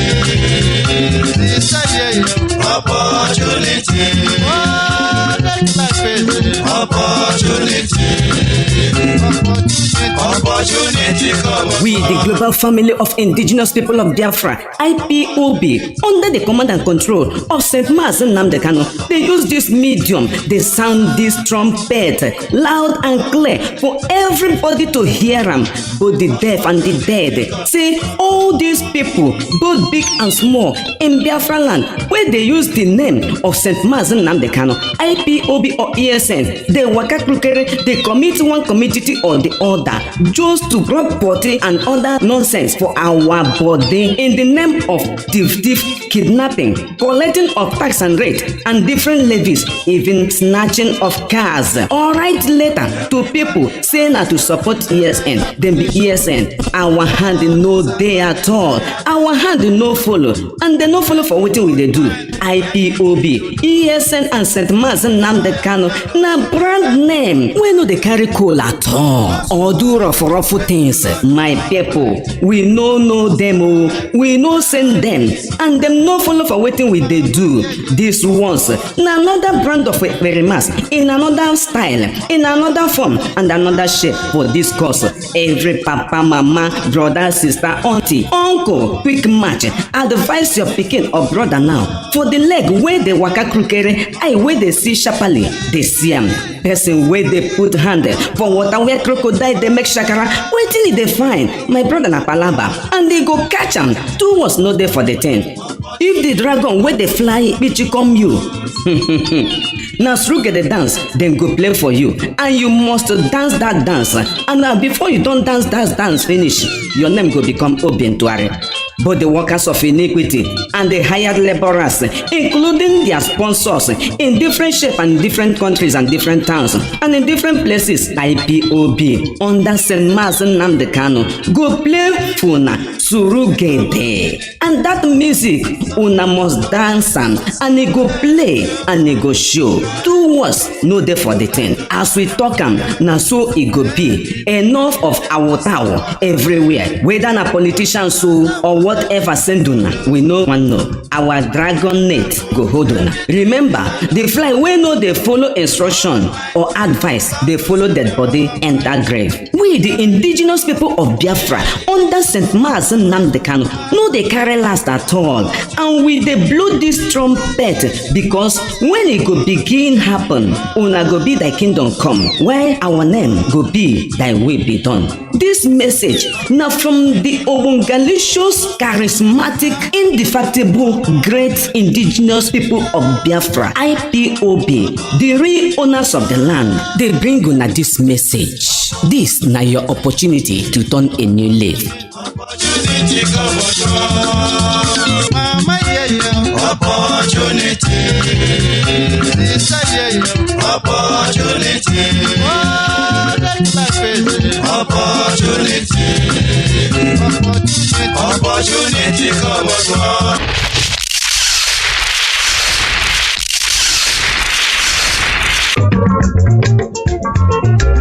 Ndio changonoko. Look at them. Anyị onwe anyị bụ ọha ndị IPOB ma ụwa dum gburugburu bụ the indigenous people of Biafra, IPOB, n'okpuru onye ndu anyị bụ Mazi Nnamdi Kanu dị nsọ, ji oge a na-afọ opi ike a ka ndị dị ndụ, ndị nwụrụ anwụ na ndị ntị ike nụ ya na anyị onwe anyị bụ ndị nwe ala Biafra gbaa gburugburu na-ekwu ya ugbu a na-ekwusi ike na anyị agaghị anabatakwa kpọmkwem ime onye n'ihu itepọtị ndị ekperimọlụ mmebi iwu na ọchịcha mere ha evuru oke ha na-ete anyị site n'iji ESN, IPOB na aha dị nsọ nke Mazi Nnamdi Kanu na-eji egwu ndị anyị chandum n'ụzọ dị iche iche, ịnụ ụtụ dị iche iche, ịtọrọ mmadụ, ịzụ ụgbọala, iji ntụmaka na-ere mmadụ aka point and kill n'ala Biafra. Mbanụnụ nke mere emekpuru ekete ọzọ emekwala. IPOB ESN Mazi Nnamdi Kanu dị nsọ bụ aha nwere agba eji aga mba. A na-enye oche pụrụ iche, abụghị ihe ndị na-amaghị nke ha riri. Ọkụkọ amaọcha ha na-adịghị mma ga-emebi na-etekwa une n'ihu ma na-erikwa ndị a na-eme ugu n'ụzọ dị iche iche. Ka m jụọ n'ụlọ, onye gbachara apriko gbaa igbe ụzọ zụtara eji eli nna ya, ọkwa onwe na-anaki ụgwọ mọchụarị ya ebe o werekwara aka ya gwuo ala ili ya. Chineke menụ n'ụlọ ebere. Ya mere papa, mama, broda, anti, ọnkụ, onye ọbụla ghe dụọ nwanyị ọdụ, n'ihi na ọkụkọ ntị ike ga-agbakwa egwu ike. Ọ gakwa n'ihe n'ofe ebe ukwu na-aga njem ọjọọ agadịghị alọta. Anyị onwe anyị bụ IPOB, anyị na-ajụgbu ajụgbu na-eri n'ihi na ọ bụ ekpegbuo nwa nwaala apụrụ ya gafe ama nna ya. IPOB anyị anaghị ekwukwa n'efu, ọ bụghị anyị na-emechi emechi, ndị ọzọ a na-emebi emebi na-emekasị ihe. Anyị gbakwana nkịtị nwanne, ya bụrụ na nsogbu ga-adị, n'ihi na anyị gba nkịtị arụ abụrụzi omenala kama jishi. Nkụ agwụnụ ebe anwụnta gada ịhụ anwụ mgbuo. Dọrọ aka na ntị onye kpatara nkụ ahụhụ, ngwere gada ịbịara ya ọrụ. Ma ịnụlụ dum nwanne, ị ga na-ịnụ yọm. Anyị ga-amara ji n'ala n'ụlọ na nke na-ala n'ọtịrị, n'ihi na mpekelechi na-emebi ike. Kama mpekelechi ga-emebikọ n'anya ike, a na-egbupụ ike. Ịnụnụ onye na-asọghị chidị m n'ike ka a marụ. Nwanne m ga na-eta ya n'isi, agaghị m asụ ụbụrụ. Anyị ekwesịgokwa. Ọ bụ ndị IPOB otu ezi buru nnukwu ibu n'okpuru onye ndu bụ Mazi Nnamdi Kanu dị nsọ wetara unu ozi ya. Ma ndị mara amala na ọ bụ mmasị na mma na okwu kwezikwa n'egbe anyanụ gbumgburu gbamgbam n'ime ụwa nke ala. Ọ bụ gịnị?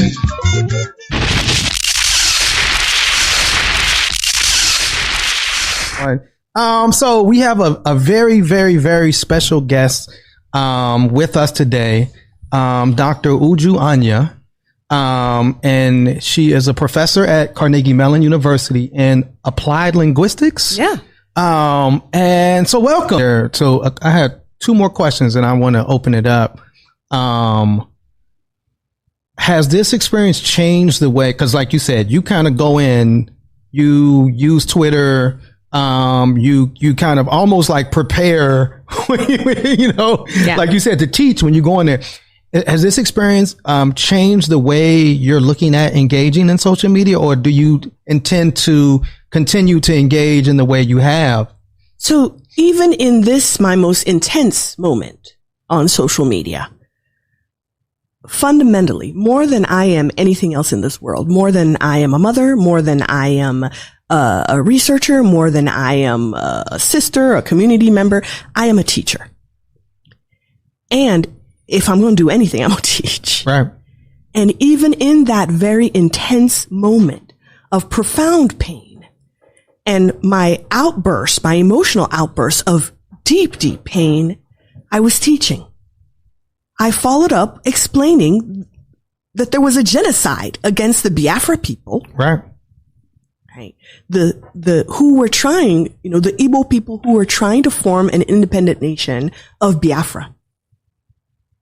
They wanted to be separate from the country that the British Empire had imposed on us, which was this country of Nigeria, where they kind of took a bunch of independent nations who don't have anything to do with each other, don't even speak each other's language, don't relate. Many of them were even enemies and warring at the time, smushed them all together and drew these arbitrary lines around them and called them countries and named those countries. Right. And then said, now y'all get along and do a country for us and be a union for us.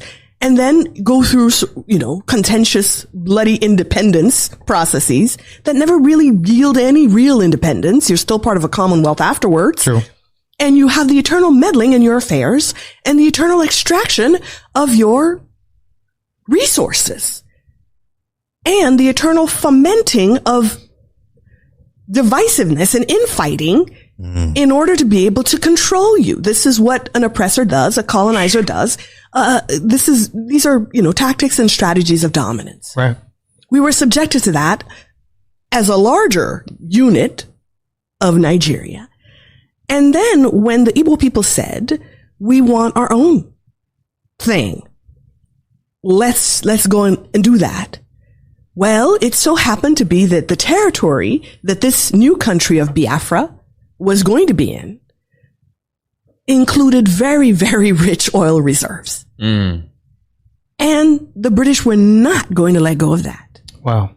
And the people that they had put in power, their puppet Nigerian governments weren't going to do that either, because they needed it for the Nigerian project. Right. And Britain needed it for its own interests and uses. So Great Britain got directly involved in this civil war and in the war for independence, and decided that they would do everything to make sure that Biafra did not go. Wow. And this everything meant directly funding genocide of the people of Biafra. This is what happened. This is the historical record. I'm not saying anything that's in doubt or in question, right? Yeah. Even when it was happening during this period of 1967 to 1970, the BBC themselves were producing documentaries decrying it, covering all the protests that were happening in Great Britain. This is recent. Yeah, this is very recent. My sister, for example, is turning 60 this month. And my sister was alive at that time. She was like 5, 6. Right. My other brother was alive at the time, and my second brother was in my mother's belly. She was pregnant during this time, running from village to village to escape the bombs that they were throwing at villagers. So when we tell you that 3 million people, some people have said up to 5 million, 6 million, or some people quote low. So the sort of average agreed upon number that you really cannot contest is about 3 million. When you think of a Holocaust, right, this is a Holocaust. Absolutely. Now, the Holocaust that we typically were most familiar with is the most famous one against the Jewish people. Yes. Where they, 6 million of them were massacred. Absolutely. So at the most sort of conservative estimation, they did half of us. Right. Half that number. Civilians. These are non-combatants. And more than 1 million children alone starved. Wow. The British paid for that. And Queen Elizabeth II was ruler. She was monarch at that time. This was the government that she was supervising. Now, I don't buy this notion that she was just a statue, if you will. I was going to ask you that question. Or a decorative plant. Right. Or, some kind of, tchotchke sitting on the shelf. Right. This was a ruler. This was someone, the very crown that she had on her head, signifying the fact that she's a monarch, was made from plunder. Right. Diamonds, blood diamonds. Absolutely. So the throne that she's sitting on is a throne of blood. So you cannot say that she was just this little old lady or this figurehead that really had nothing to do with anything, and it was just the British government that were making their deals and, governing however they would, without relating it directly to her, because she directly benefited her very position as a monarch, the palace that she lived in, the opulence, the obscene levels of wealth that she enjoyed. Absolutely. Were all paid for by our blood. And I don't say this figuratively. Right. And I don't say this as something that, this long remote past, let's say, of human enslavement, which on my mother's side, she's from Trinidad, my ancestors over there were enslaved by the British. I'm talking about recent living memory of people still alive today. Her money, her government funded our slaughter. And people expected me to be calm or to be, I don't know what they expected. Right. When the person who literally paid money for bombs and guns and military supplies to come and massacre your people is dying. Right. You're not supposed to dance. What's the reaction to that? You know, I remember when we found out that Osama bin Laden was killed, and Americans celebrated, right? Because they held him responsible for 9/11, which just passed, and that terror that occurred and those 3,000 or so people that died. Yeah. And it's like, but when it's our terror, when it's our pain, when it's our loss as Black and brown people, and we, particularly when we express it in a way that challenges, you know, white supremacy, the white supremacy dominant narrative, and this, you know, kind of almost like Disneying idea that people had of a queen, then all of a sudden it's like we're always told to be civil, to be calm, to be peaceful as Black and brown people. And so, but when it's somebody that you feel harmed America, you can dance, you can celebrate, you can take out your flags, and that's held up. You can have you know, lynchings were celebratory things in the history of the United States of America, where they would have a parade and party and take children. Question before we close out, because I saw in the wake of, you know, Queen Elizabeth's passing and this conversation around colonialism, a call for reparations, right? I think Jamaicans were saying, like, you know, instead of having more, like, we need reparations. Absolutely. You spoke, you know, you taught us about this very recent history around Biafra. Is there a movement or calls for some type of reparation? Because, you know, we've seen reparations happen with the Holocaust of Jewish people. Absolutely. Deservedly so. You know, you know, you mentioned, you know, I'm part of the National African Americans Reparation Commission that was started by Dr. Ron Daniels. Absolutely. First of all, the Queen never once apologized. She never once opened her mouth to say sorry. Everybody, the history records know what happened and what was done in her name and for her crown. Not just to the people of Biafra, but you talked about the Kenyans, you know, the Indians, the indigenous people, right? You know, Native Americans. So it's just never once have they taken responsibility and just said sorry. So what I am advocating for, and what a lot of people are advocating for, number one is to just recognize what you did and say sorry. And then we can move on to conversations about what does reparations look like. It could look like leaving the oil alone. Right. It could look like, you know, actual payments and repayments, you know, of the compensating the 3 million lives that were lost. Right. I don't know. We haven't even gotten that far yet because we can't even get them to admit the shit they did. Wow. Man. And how does that feel as a language professor to know? It's so, like, you know, it could all be so simple. Yeah. And then just that refusal. They continue to dehumanize us. That's what it feels like. We are not even human enough to them to sit down with them as equals and say, this is what you did to us. And they recognize it and say, yes, this is what we did. And we're sorry. Even though it's open record, the fact that they never open their mouth and sit down with us and say it shows that they continue to view us as less than and undeserving of the common acknowledgement of our humanity and our dignity to say, yes, we harmed you and we're sorry. Powerful way to end, and that's why we call it This Week in White Supremacy. Absolutely, yes. This is a perfect synopsis of the theme of this show. And the article we're going to share as our white pages is a recent article.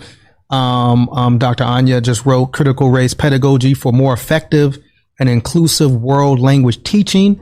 Asking folks to, you said you liberated this article from behind. I did. It was behind the paywall, and I used money from my research funds to pay the publisher to not put a paywall on it, because I believe that the teachers that I work for and I write for who benefit from my work and who I also benefit from the work they're doing because they provide me with material for scholarship and investigation. I believe that they should have free access to the results of the work I do for them and with them. Well, we greatly appreciate you doing that and appreciate you taking the time. I know you're busy. I know you've been kind of bombarded with media requests that you would take the time to come and sit with us and be so passionate, so vulnerable, and so open about his journey. And we're thankful to have this relationship with you now and looking forward to continue to support the incredible work that you're doing at Carnegie Mellon University. Thank you. And onwards and upwards. I'm in the Modern Languages Department in the Second Language Acquisition Program. Absolutely. All right. Any closing thoughts? And I know we got some announcements. Treble? I just want to say I am extremely grateful for you sitting down and talking with us because you taught me a lot just by listening to everything that you were saying. And you provided not only us, but our viewers with the context that is needed to understand why there's a mixed reaction to the death of the Queen. So thank you. Thank you. Thank you for having me here, for hosting me. And thank you for, being my entryway into Black Pittsburgh, where I want to dwell. Oh, that means two things. Let's get it. Come on, let's go. That means two things. BlackPittsburgh.com. Yes. Thank you so much. Thank you. I know it's a lot, so I really appreciate you trusting us, and thank you so much to your partner as well. Just love y'all. I took the time to come here, and I do get a lot of requests, but because you are Black people working for us, and I want to be a part of this community and what you're doing. So thank you for having me here. Thank you so much. Singing out holy, holy, holy, is another Savior. They were singing out holy, holy, holy, holy, all who never is another Savior. Holy, holy, holy, holy, all who never is another Savior. Many years after the genocide, whoa, yet another great leader has risen up now. Oh, and it's leading the Biafra to victory. Miyamadika, Yabika, Kapana, no, hey, Anamekele, Mazuchemefo, Manemo, it's an honor having you on board. Wanna sing along, holy, holy, holy, holy, Nnamdi Kanu, it's another Savior. Wanna sing along, holy, holy, holy, holy, Nnamdi Kanu, it's another Savior. Wanna sing along, holy, holy, holy, holy, holy, holy, holy, holy, it's another Savior. Right, getting on fast now. Holy, holy, holy, holy, it's another Savior. Holy, holy, holy, holy, never freedom. It's another Savior. Never freedom. Holy, holy, holy, holy, Nnamdi Kanu, it's another Savior. Another Savior. Holy, holy, holy, holy, another Savior. Another Savior. Holy, holy, holy, holy, well, this is Mobian. This is dedicated to the gallant heroes of the Nigerian Biafra War and IPF families all over the world. I remember the Nigerian Biafra War, in the thickness of the Biafra genocide. Hey, one man revived the vanishing hope to life. Let the great Biafra army to fight, and they were singing out, holy, holy, holy.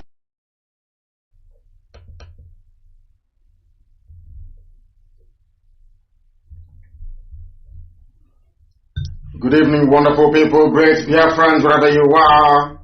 We are welcoming you to another exciting edition of Radio Biafra presentation. Due to technical reasons, we are not able to render our national anthem, but I do hope that before the conclusion of our broadcast this evening, we should be able to play it. Therefore, I say good morning, good afternoon, good evening to some of you, regardless of where you are domiciled. And as I did promise you, today is going to be an extraordinary session of our live presentation. Please, if you are not close to a listening device, I will suggest you try and get close to one. Inform your friends, your family, your neighbors, those who are gathered around you, that they too may participate in this very wonderful program this evening. We have the prophetess with us all the way from New York, and I'll be bringing her in very shortly. But before then, as always, we are going to hand over our proceedings to the Most High, to but I must remind those who are listening, in case you're joining us for the very first time, that this is Radio Biafra. We are live and we are direct, and the whole world is listening to us across every time zone in more than 100 countries and territories around the world. People are glued to their listening device, be it satellite, be it our applications, be it the FM in Biafra land, and also those who are following live on Facebook at Nnamdi Kanu. Make sure you are at the right one. I know most of you are streaming this live also on YouTube, and some people are hosting a watch party. I welcome each and every one of you. My name is Nnamdi Kanu. I am the leader of the indigenous people of Biafra, bar none on this very earth. The director of Radio Biafra, the director of Biafra Television, and by the very special grace of one indivisible God in heaven, Elohim Adonai El Shaddai, a servant of the wonderful people of Biafra. We have come that freedom may prevail. We have come that Biafra may be restored. We have come that every captive in the damnable zoological republic may be set free. We have come that those that seek the truth in every way possible shall be able to find it. And those of us who are bathed in the light of the Most High shall see the glory of the restoration of Biafra in our time, that we may praise the Most High very diligently in truth and in every honesty. I am going to pray very shortly before I ask the prophetess to tell us what she has for us. And I will even ask her if she is related to Vice President Osibajo, who has been missing for a while now, because her name is Osibajo. I welcome each and every one of you once again, and we must pray. I am going to pray in English, a very simple prayer. I am going to pray the Lord's Prayer. Because when Yahweh Yeshua was on the face of this very planet, he was asked, please, Rabbi, teach us how to pray. And he said, our Father who art in heaven, hallowed be thy name, thy kingdom come, thy will be done on earth as it is in heaven. Give us this day our daily bread, and forgive us our sins as we could forgive those who sin against us. Lead us not into temptation, but deliver us from evil. For thine is the kingdom, the power, and the glory forever and ever. He said, I remember very vividly that Yeshua said, lead us not into temptation.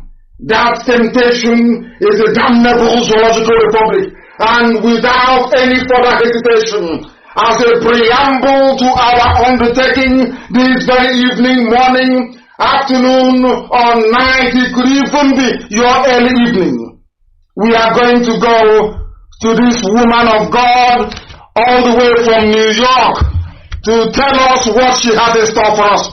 She said Elohim gave her a message, and we want to listen to her. And if possible, I will be able to ask her some questions. Thank you very much, prophetess. Can you please hear me? Can you hear me? Yes. Thank you very much. We start once again by you giving us your name and where you're calling from, please. My name is Prophetess Oyetutu Oshibajo. I'm here in New York. Thank you very much. You're calling us from New York? Yes, my church Light Evangelism Ministry.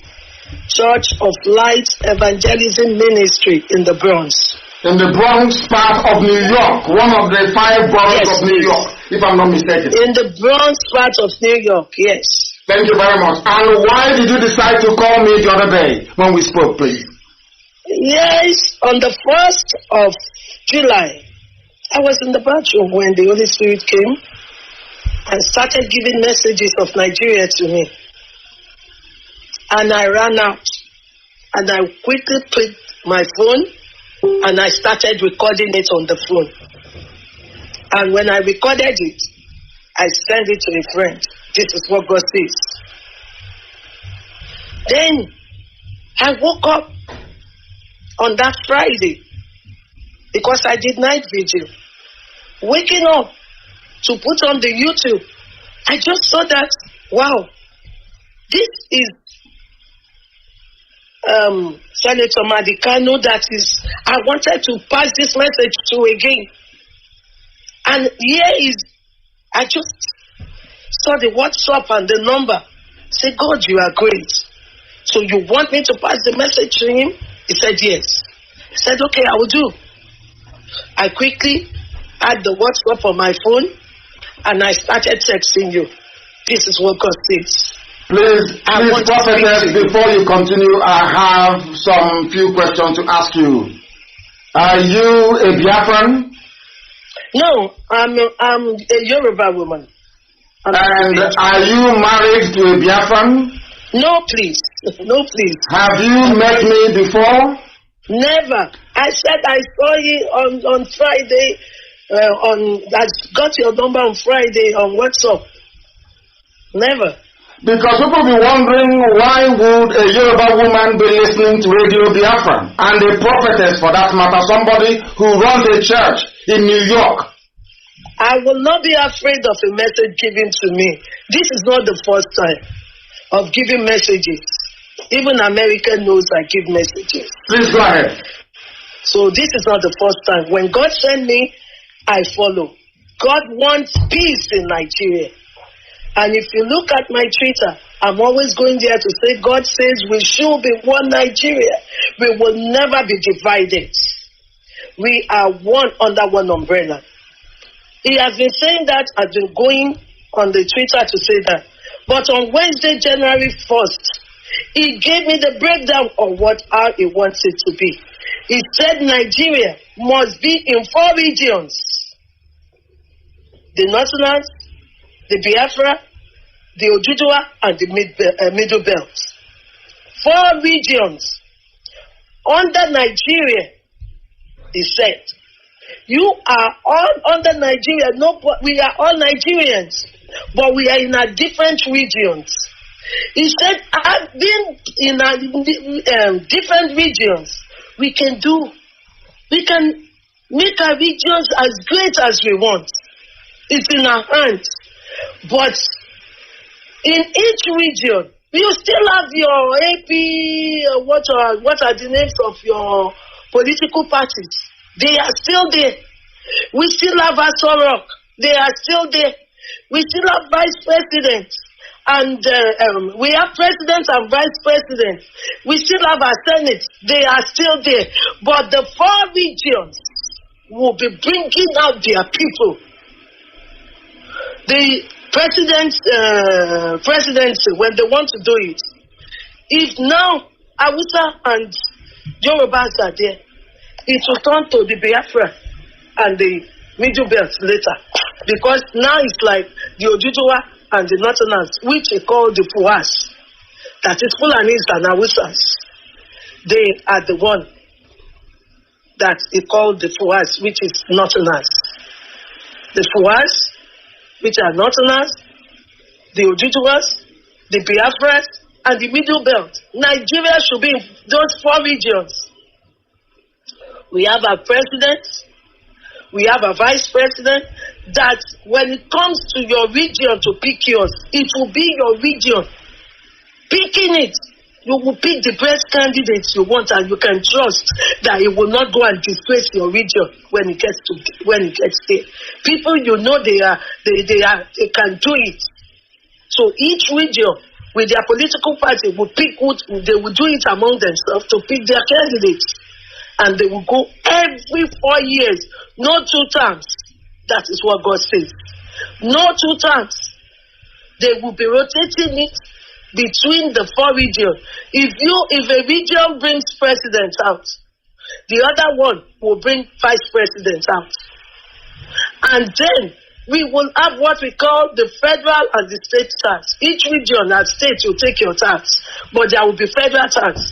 What will be the federal tax doing? The federal tax will govern the affairs of the 4 regions. So the president and the vice president still controls Nigeria. You want to have your money, have your money. What do you mean by want to have your money? You mean if I want to have my Biafra currency? Is that what you're saying? Have your Biafra currency, have your Jujua currency. But when it comes to interacting, you will still be using Naira. Naira still stands. Whatever you do in your region, we don't care. But Naira still stands. You will use Naira to communicate with other regions. So Naira still have its power. And Naira will still be used internationally. So whatever you are doing in your region, as region, you may have your heads that will come out and always speak to the vice presidents and to the presidents and the vice presidents all the time. It will not be crowd. And in every region, their governors will control each state as they are under the region. And then, as the governor controls, they still have one person. It's not president. It's not. So what you're talking about, in effect, if I understand you correctly, yes, is a form of restructuring. Is that correct? Exactly, Nigeria. I wanted everybody to. Will be happy. Yes, I'm coming. I gave you this opportunity to be able to speak to the whole world because I believe in democracy and not just freedom of speech, but divergence of opinion and of thought. I don't want people to be hearing just the voice of those of us who are campaigning vociferously for an independent state of Biafra.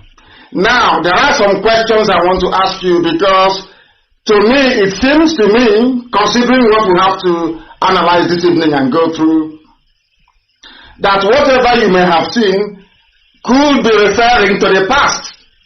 Because I have here in front of me the text of what transpired at Haburi.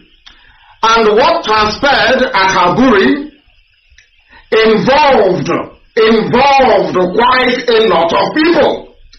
And I will tell you right now, this very minute, the names of those that went to Haburi to discuss this same thing that you're talking about. And then, if it is the will of God, as you said, it is, that there should be a division into 4 regions. Now, my question is, why didn't it happen then? But I'm going to come to that in a minute. I want to let you understand that what you're talking about has been tried in the past. Exactly what you're saying. No, I'm coming. I don't even know. I'm telling you now that happened. It is here. I have it here. And I want it to be posted. This is a transcript from the tape of the recording in Aburi, where exactly what you're saying now, prophetess, what you're saying now was discussed between January 5 and January 7, 1967. The reason why I'm bringing this up is that what you saw is not out of place. But maybe God was showing you how Nigeria could have been had they behaved themselves in the late 60s. Let me tell you those who went to discuss exactly what you're telling us tonight. Those who were there were the Lieutenant General Joe Ankara, who is the host, the then head of state of Ghana. Lieutenant Colonel Yakubu Gowon, the Chief of Army Staff, who announced himself as the Supreme Commander when Hiroshi went missing in Yoruba land, in a battle, when he was being hosted by Faji. Lieutenant Colonel Odumegwu Ojukwu, who was the military governor then of Eastern Nigeria. Colonel Robert Adeyinka Adebayo, the military governor of Western Nigeria. Lieutenant Colonel Hassan Katsina, military governor of Northern Nigeria. Lieutenant Colonel David Ejo, military governor of Western Nigeria. Major Mobolaji Johnson, the military governor of Lagos. And also Alhaji Kanu Salem, the Deputy Inspector General of Police. Also present were Mr. T. Omo Barry and also Commodore Akinwole Way, the Chief of Naval Staff. This is to tell you, prophetess, that everybody the Nigerians are talking about, they assembled, all of them. From Fulani or Hausa Fulani, as the case may be, from Yoruba, from the Midwest, and from Biafra. Everybody gathered to discuss this thing you're saying in Ghana between the 5th of January to the 7th of January of 1967. Now they discussed all the things that you saw in your vision or in your message. All of that had been discussed in the past. They discussed it.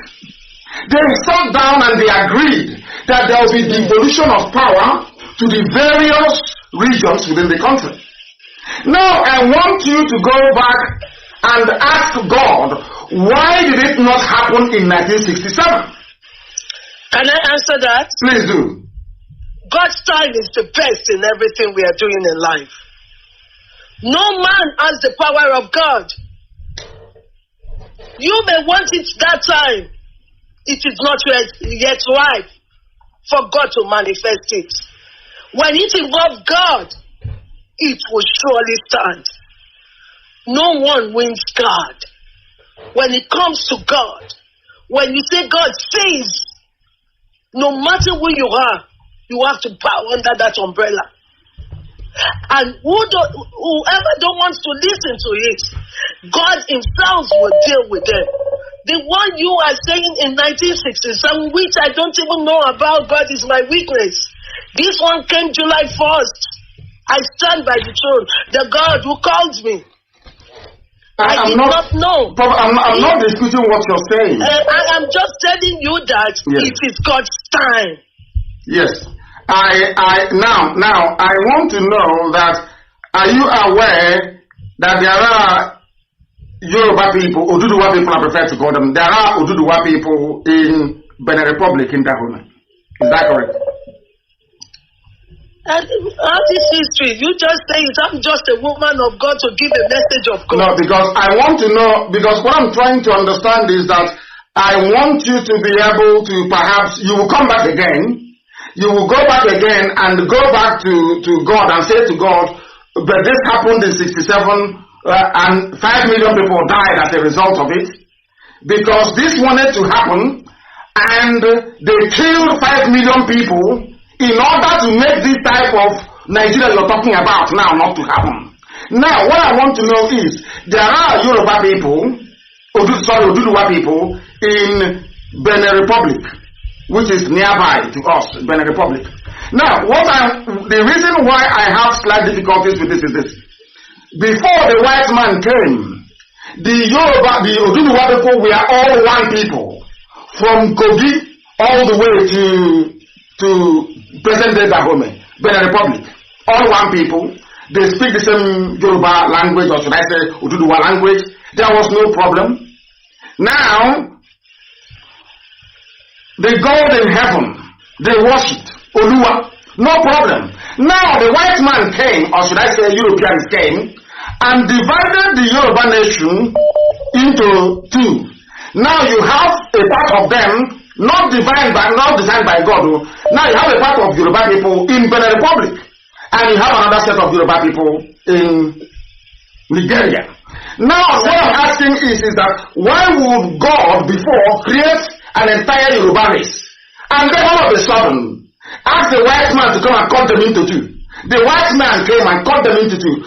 And instead of the Yoruba to go back and look for their people and have one beautiful, big Yoruba nation that stands present day Benin Republic and Nigeria, why would Yorubas just confine themselves to Nigeria, knowing fully well that we tried this thing you're suggesting now that God told you about in 67 and 5 million people died? What makes you to believe that people will not die again if they try it? They will never. It's only the enemies that will die. Those who are stubborn, who don't want to listen to God. They are the one he will face. Me, I'm just a servant. I know. And this is not the first time I will give a message. I am just a servant. And when he sent me, how he will do it is none of my business. I'm just a servant. How he will do it, how he will face the stubborn enemy, what he will do to make it stand. Me, he just told me July 1st. I don't know what is happening before. Yes. So I am saying what God is saying. And how the peace of Nigeria will stand. This is what he sent me to come out to say. And I am saying it.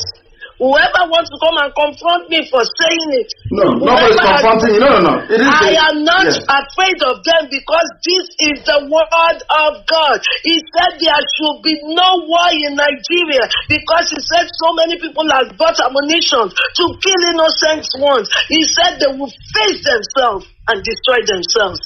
He has given the 4 regions under Nigeria. If we did not get it in 1967, as you say, it was not yet God's time. And what is stopping it from happening? Why do we need to fight for it? Because a lot of people, a lot of respected people are talking about a man that I have very much regard for, Paya de Banjo. They are discussing it. People are talking, they've been talking, these are respectable elder statesmen who saw what happened in 67. And most of them are Oduduwa people, and they're talking about it now. Why, if it is the will of God, why wouldn't it just happen? Why do we need to agitate or fight for it? I don't understand. Okay, hold on.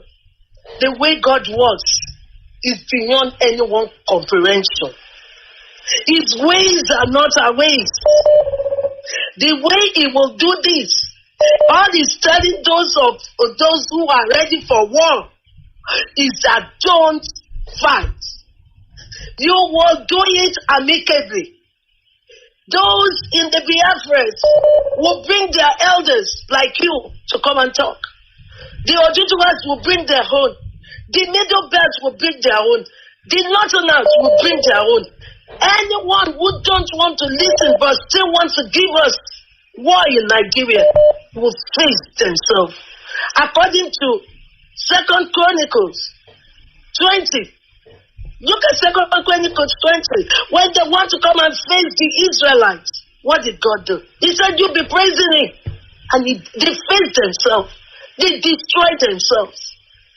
He said, enough of bloodshedding in Nigeria. Enough. There must be love and unity. And we should all be under the same umbrella. They may tried it in 1967 because that was of men, not of God.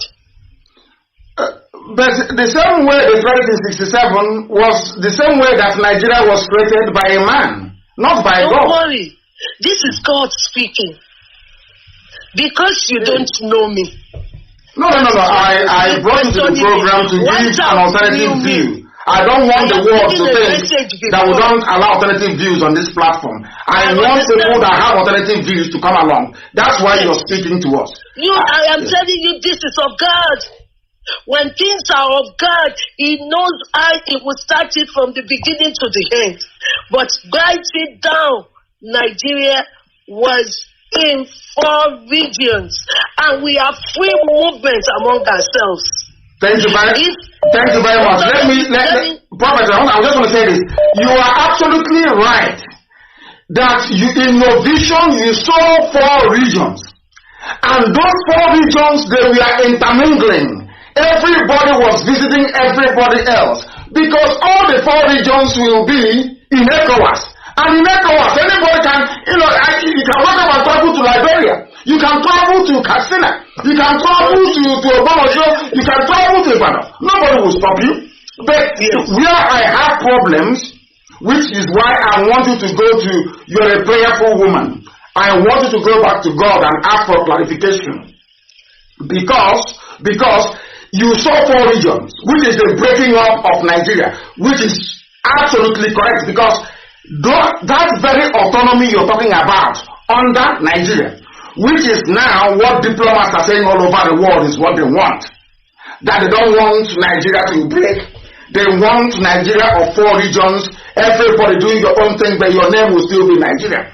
What I want you to go back to God to ask God is this: if it is God's will, how come God gave powers to people that will always say no to it? Why? I don't understand. If it is God's will, why would God always, through the British, give powers to the Fulani that will always say no to it? Why? That was of men are ruling. Men are ruling. When God intervened in a thing, it was still, this is not vision. Now. He spoke in voice to me. I heard it when he was telling me. I quickly picked the phone. If it's vision. I agree with you. I'm not doubting you. Spoken voice. You too will receive it. Father, fill your son to see what you told us. So that he will calm down to get it right. He said, I'm coming. When you spoke before, you said something about IPOB and this very agitation. That what was God's purpose for this very IPOB agitation? I want to know. That was something you said. Are you saying that IPOB came to fight for everybody, not just for Biafra alone? That was the way you put it. No, I was telling you that you are fighting for Biafra. Yes. That the way God has given the vision, you don't have to fight for Biafra. Fight for Nigeria to be what God says it should be. A country with 4 regions. And everybody, they are in peace, harmony, love. I, as a Yoruba, can come and live in Biafra state with no problem. I can buy houses and be doing my business. Tomorrow morning, no doubt. So it is where everybody is. We're doing business together. The joy of the Lord is there with everyone. We are happy to call ourselves Nigerians.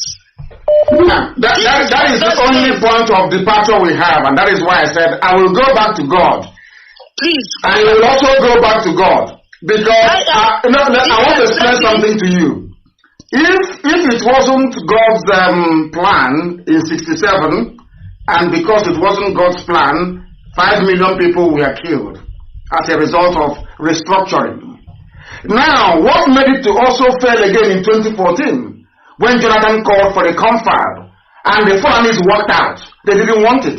So I keep wondering, if this very matter is God's will, how come in 67, 5 million people died because of it?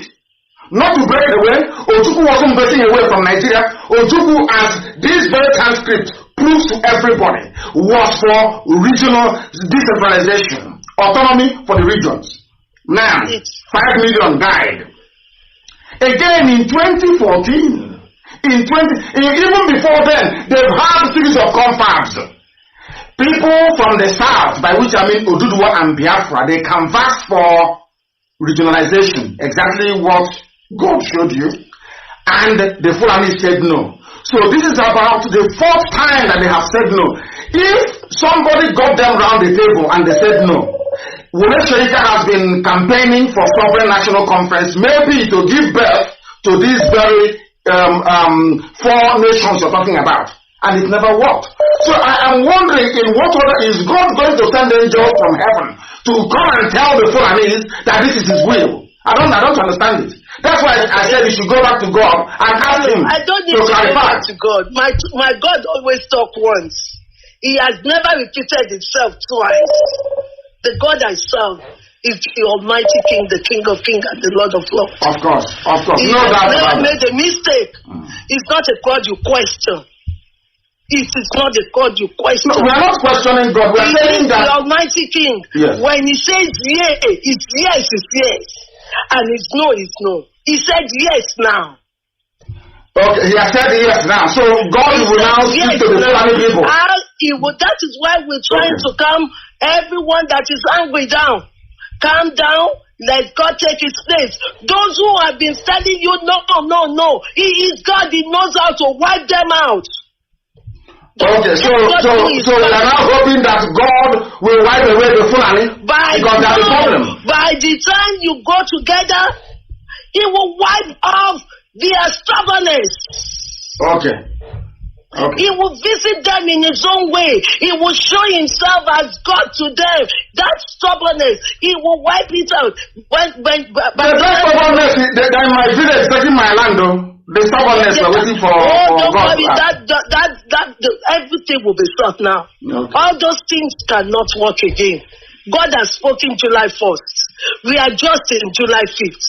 Let us see his move and his power. He is God. Okay. Thank you very much, ma. Thank you very, very much. Please stay on the line. God. Don't go away. Stay on the line, please. Do not go away. Stay where you are, please. Stay where you are. That was the prophetess. I think it is Adetutu Shibajo. Is that correct? Oyetutu. I'm very, very sorry. I do apologize. Oyetutu Adebajo, who saw a vision. The reason why I brought her to the program is that Biafra is going to be a democracy. Biafra is going to be where people will have divergent views. We don't all need to agree all the time on any particular issue. That was why I brought her in, because the world needs to know that this very platform is democratic enough to allow divergent views to be heard. That is the type of Biafra we are fighting for and we are seeking to build. Now, we know that our God, the God we serve, is not a God of confusion. This is not a God that will mislead or lead people astray or kill his children just for the fun of it. Now, if in 67, 5 million people died, and all through the years, confab after confab, never yielded any results, the Fulanis always walk away. I am now at a pain to understand on what basis God will allow something that he did not create to continue to exist.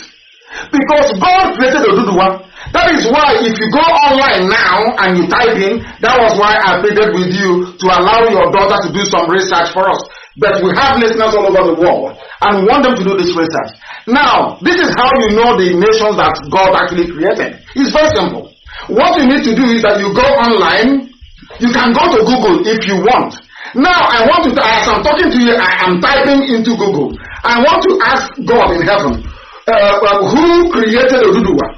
Who created Oduduwa? Oduduwa is older than even Britain. So I want to ask God, who created Oduduwa? Very, very simple. If you type it down, you will see that Oduduwa descended from God himself. That is according to their folklore. Nobody created Oduduwa. The same thing if you type in who created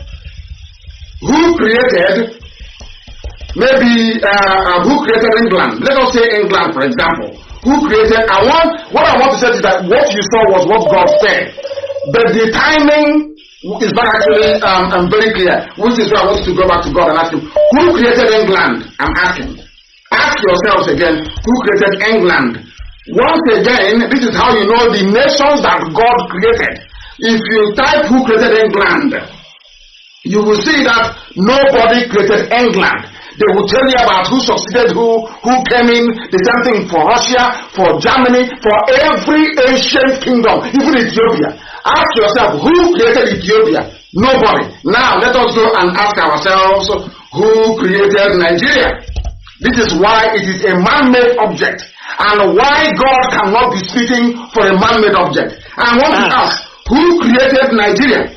If you want to know who created Nigeria, immediately you go into Google. It will tell you, Lord Lugard created Nigeria 104 years ago. You see my point? Lord Lugard created Nigeria. And I want you to go and ask yourself, who created Hausa people? Who created Hausa? For instance, this I'm telling you becomes the nation that God Almighty built, not man. Who created Hausa people? Who created them? Who created Hausa? Let us go and check who created Hausa people. Nobody created Hausa people. It was founded. There's a difference between founding a nation and creating one. If you go now and ask your Google who created Oduduwa, you will not see any human being. Never. If you ask who created Biafra, you cannot see any. If you ask who created Hausa, you cannot see any. Even if you ask who created Fulani, you cannot see any. But once you say who created Nigeria, you will see a man's name appear.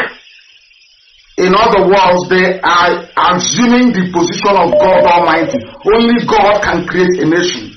So, in my conclusion, how I saw your vision, my personal opinion, is that your vision is about the division of Nigeria. Not bringing it under anyone, because God did not create Nigeria. I have proven it now that God never created Nigeria, but God created Hausa. God created Oduduwa. God created Tizi. God created Biafra. God created all these people. You can never hear a person say, I created this very place. Only God can create a nation and not man. That is why Nigeria cannot survive. Not out of hatred for anybody, heaven knows. And as you quite rightly said, in a divided Nigeria, everybody can go. You are in America. I'm sure you own a house in America. Your church is in Bronx. You own a church in Bronx. Is anybody going to demolish it tomorrow? Is anybody going to deny you your house tomorrow? The same thing I said in Biafra land. We will even go to Oduduwa land, Yoruba, to go and bring. If you're paying your people $50,000 a year equivalent, we will pay them 80. If they are good, we will headhunt them and bring them down to Biafra land to work for us. That is the type of nation we are going to build. Not a nation based on parochial interest. If we see in Biafra land, if we know there is a Hausa engineer that is very good, that can do something, believe you me, we'll go and bring him in to come to Biafra land to work for us. That is the type of nation we are going to build. And that is why I welcome your call this very day. I thank you very much. Hold on, let me quickly say one thing. Please go ahead. Go ahead. You said you want to take Biafra out of Nigeria. Please, as a woman of God, I don't want to talk too much, because those who know me in America, they know the message I've given, and they find out everything was like that. I just want to tell you, don't fight against God. Now I'm asking you, how can God allow? Hold on. He will reveal himself to you. People are listening and we need clarification. He will reveal himself to you after we have finished this discussion. He is God. He is not a liar. And the way you will go out to do it and still be a Biafra region, he will tell you. He is God. Nobody works as independent. You are nothing without God by your back. Of course. I agree. If human beings say they will support you, they can die overnight before they say they want to support you. But true. With God, He is your power. He is your strength. He is the one that can make you achieve what you want to do. So if God says, I say, nobody contradicts God. That is why. But the family is saying that God said there should be no restructuring. There will be. They are not God. No, but that is why they are God. I want to appeal to you. They are not God. I want you. You are a Christian. I want you to honor God, respect God, believe in Him, trust Him. He's not a liar. Whatever He says, He will complete it unto the end. You as a woman being, let me tell you, those who said have been doing it since 1967, they were under a race. They are not under grace. But I don't know how that grace, I don't know how it's going to appear again. Hold on, please. I just want to explicate this. They were under a race as human beings trying to make sure it stands. But now, grace, God is involved now. Because between grace and grace is God. I agree with you. I agree with you. I will be with you. I agree with you. But why won't, prophetess, please hold on, please, ma. Hold on. Why would God divide Yoruba land into two? Put one in Benin Republic and the other one in Nigeria. Why? Why would he do that? Bygone is bygone. That has been done. We are Nigeria. Bygone is bygone. You understand me? But I have been able to prove to you now that God never created, but God didn't create Nigeria. Look at this. You know, I am used to it as a woman of God. Even when I'm speaking in the midst of big men of God, they attack me. I'm used to it. No, nobody. Heaven forbid, nobody can attack you. Nobody is attacking you. They contradict it. No. But I always say, wait and see. When it comes to God, we will all see, and we will know it is God who spoke. Thank you very much. It was the said time. God will be with you. And you too. And I look forward to welcoming you back on this very platform, and remain blessed. Remain blessed. Thank you very, very much. Remain blessed. People are now calling from everywhere, all over the world. The program this evening, we have our live interactive sessions mostly on Fridays. I allowed our mother in the Lord, so to speak, to come and tell us the part of her vision that I accepted was the division into 4. Not the other one, still under Nigeria. No, maybe it was when God was taking away all the green, white, green flag. She may have seen green, white, green, but it wasn't God at all, because I've proven it here. God cannot. Our prophetess said that what transpired in 1967 was the work of men. If we accept it was the work of men, that the Almighty God doesn't validate the works of men, then there is no way God can validate something created by a man. It's a very simple experiment. I want everybody to go to Google and type in Google, who created Oduduwa? Who created Biafra? One after the other. All the ancient kingdoms you know. Who created them? In fact, who created USA? That is very recent. Who created Canada? You can never see a human being's name. But I want you to go and type in who created Nigeria. What you will see is Lord Lugard created Nigeria 104 years ago. Now, if God doesn't respect the timetable of man, why would God validate something that a man made? Why would God divide something he made, Oduduwa, into 2? Put a part of them in Benin Republic, and he didn't do it, it was man that did it. The French and the British that cut the Yoruba land into 2. One in Benin Republic and the other one in Nigeria. How can God do that to his people? And then put them together with half Arabs from Borno? How is that possible? I just want to know. I don't think the vision was complete. But she will go, I'm sure she will come back to us. She will come back to us. As somebody said, we are not wishing for anybody to lose their child to Fulani headsmen. I want the world to understand that we take divergent views here. We don't need people who always agree with us. Sometimes it is good to test ourselves against those who don't agree with us and be able to give them the platform to be able to preach that conviction which they have. We must proceed. And being part of our program this very evening, we are making it abundantly clear to all those who are willing to listen, to everybody who is willing to listen, that those of you entertaining or harboring the intention of steering Nigeria towards the path of devolution, or should I say regional autonomy, that ship has sailed. We are no longer there again.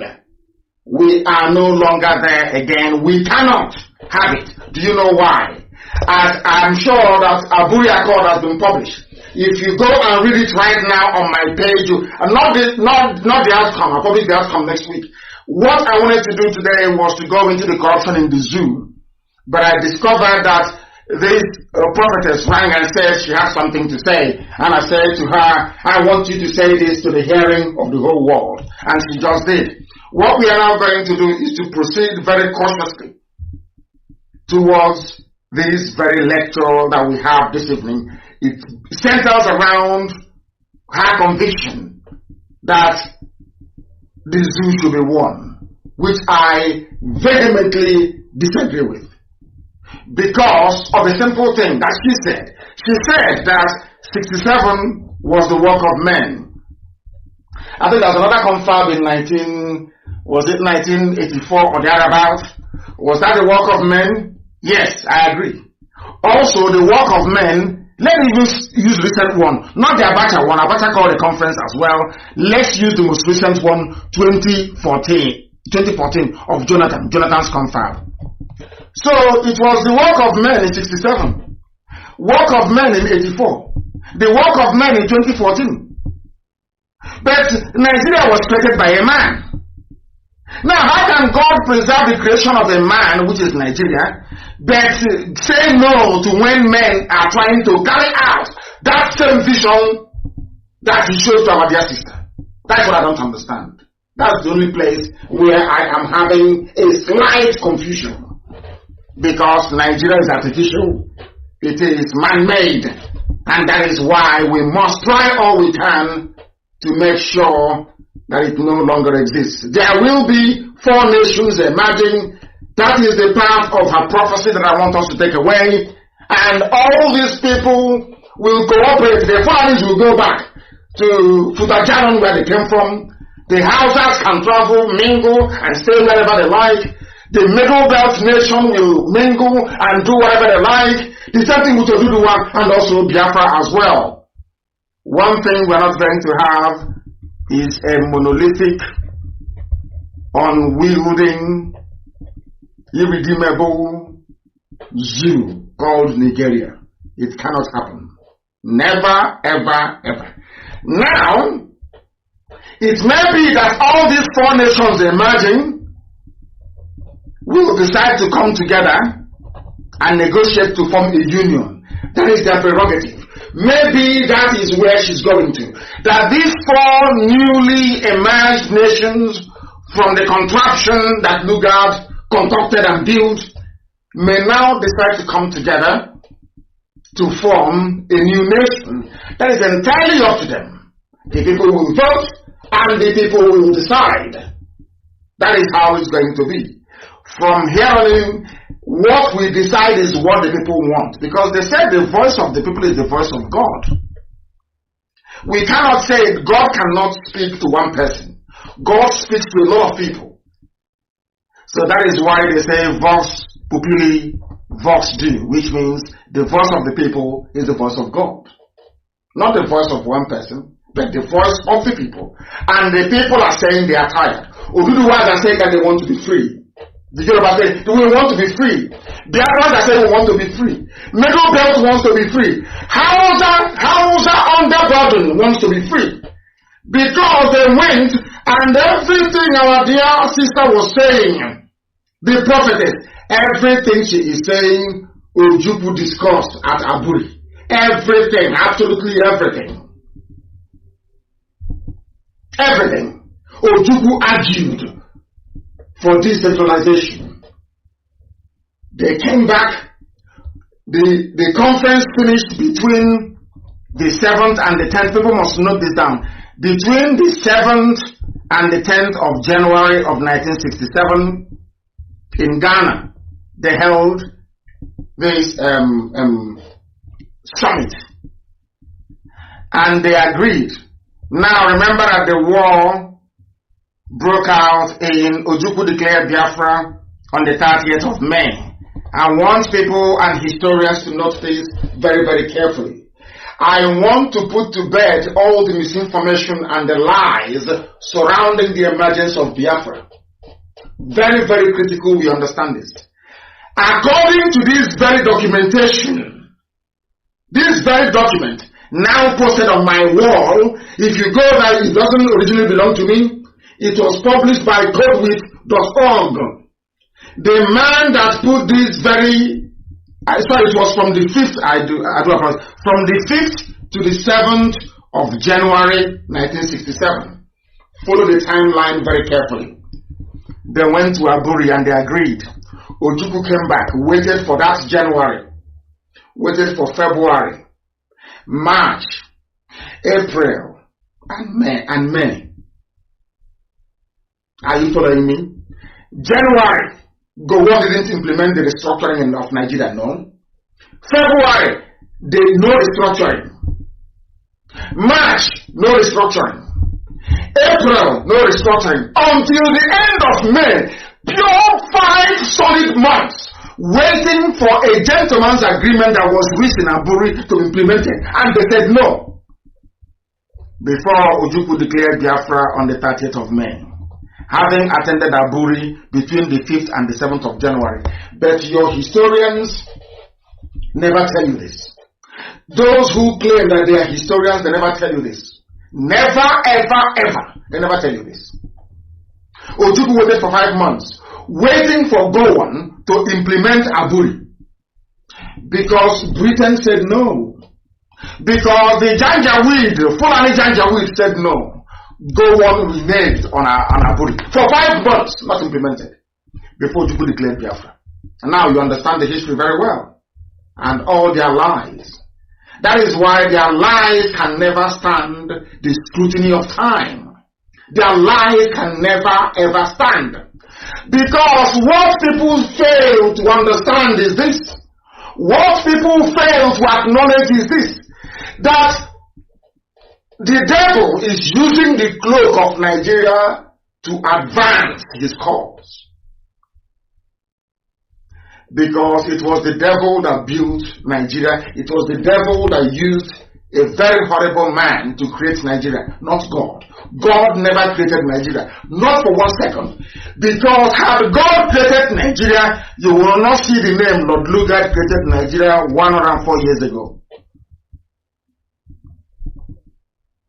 And if you remain in Nigeria, in Nigeria, once you remain in Nigeria, your Lord is saying, I want to tell you what the Hausas are going through at the hands of the Fulani people. So you understand it very well. And I thought that by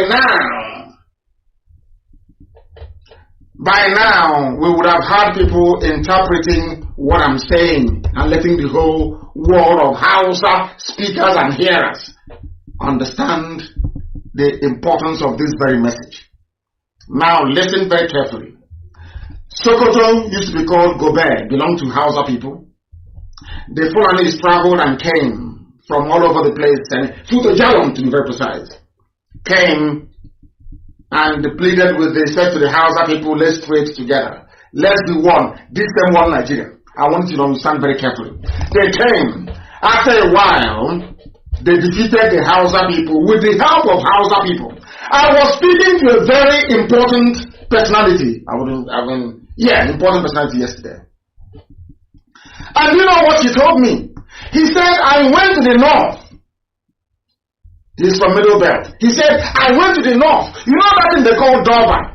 If you like, you can Google it. You know Dover they have when the emir or it's like Ofala in the north. The Ofala of the north. They said our FM is not working. What is it supposed to be? Why is our FM not working, for goodness sake? Why is it not working, I ask? Oh, goodness me. Goodness me. Now, there is something called Durban. D-U-R-B-A. Durban Festival. Not Durban, Durban. D-U-R-B-A-R.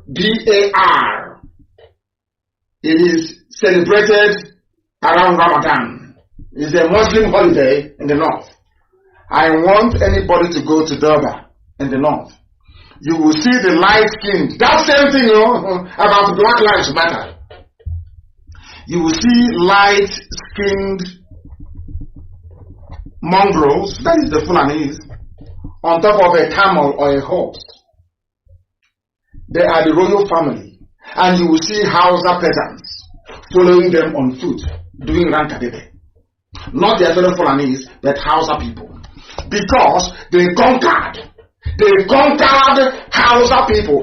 And how was it possible that a minority, the same thing in tells is, how was it possible for a minority, a few Fulanis, moving cattle from place to place to conquer a people with an envious civilization in Africa, like the Hausa people? How was that possible? They did it by doing what they do now. They divide you and they tell you they're bringing you something better. They're going to fight corruption. They're going to institute a purer form of Islam. They're going to take you closer to God. And you lose your land in the process. That was how the Hausa people lost Sokoto. That was how they lost even Kanu. They lost Katsina. They lost Kebi. They lost Zasao. Everywhere they lost. Do you know how they lost it? They lost it because they campaigned against their own people. I am saying this because of the few Efulefus who think that by fighting Biafra that somehow, or talking rubbish, that they are making their lives better. They are preparing themselves for conquest. Themselves and their children and those unborn. Do you know what is happening today? I want anybody to tell me if this is a lie. The Sultan of Sokoto, where is he from? He's a Fulani man. He is a Sultan in a land that belongs to Hausa people. How about the Emir of Kanu, which is the heartbeat of Hausa people? He is a Fulani. How about the Emir of Gwandu? He is Fulani, not Hausa. How about the Emir of Kirby? He is Fulani, not Hausa. How about the Emir even of Ilorin in Yoruba land? He is not a Yoruba man. The Emir of Ilorin is not even a Yoruba Muslim or Ududuwa Muslim. The Emir of Ilorin is Fulani, not Yoruba, not Ududuwa. The Emir of Zazaro is Fulani, not Hausa. The governor of Sokoto State is Fulani, not Hausa. Whereas the Hausa is in the majority. The governor of Katsina State is Fulani, not Hausa. Governor of Zamfara State is Fulani, not Hausa. Governor of Kaduna State is Fulani, not Hausa. Governor of Kanu State is Fulani, not Hausa. Governor of Jigawa State is Fulani, not Hausa. Governor of Gombe State is Fulani, not Hausa. Governor of Yobe State is Fulani, not Hausa. Governor of Taraba State is Fulani, not Christian nor Hausa. Governor of Nasarawa State is Fulani, not Hausa. The governor of Borno State is Fulani, not even Kanuri.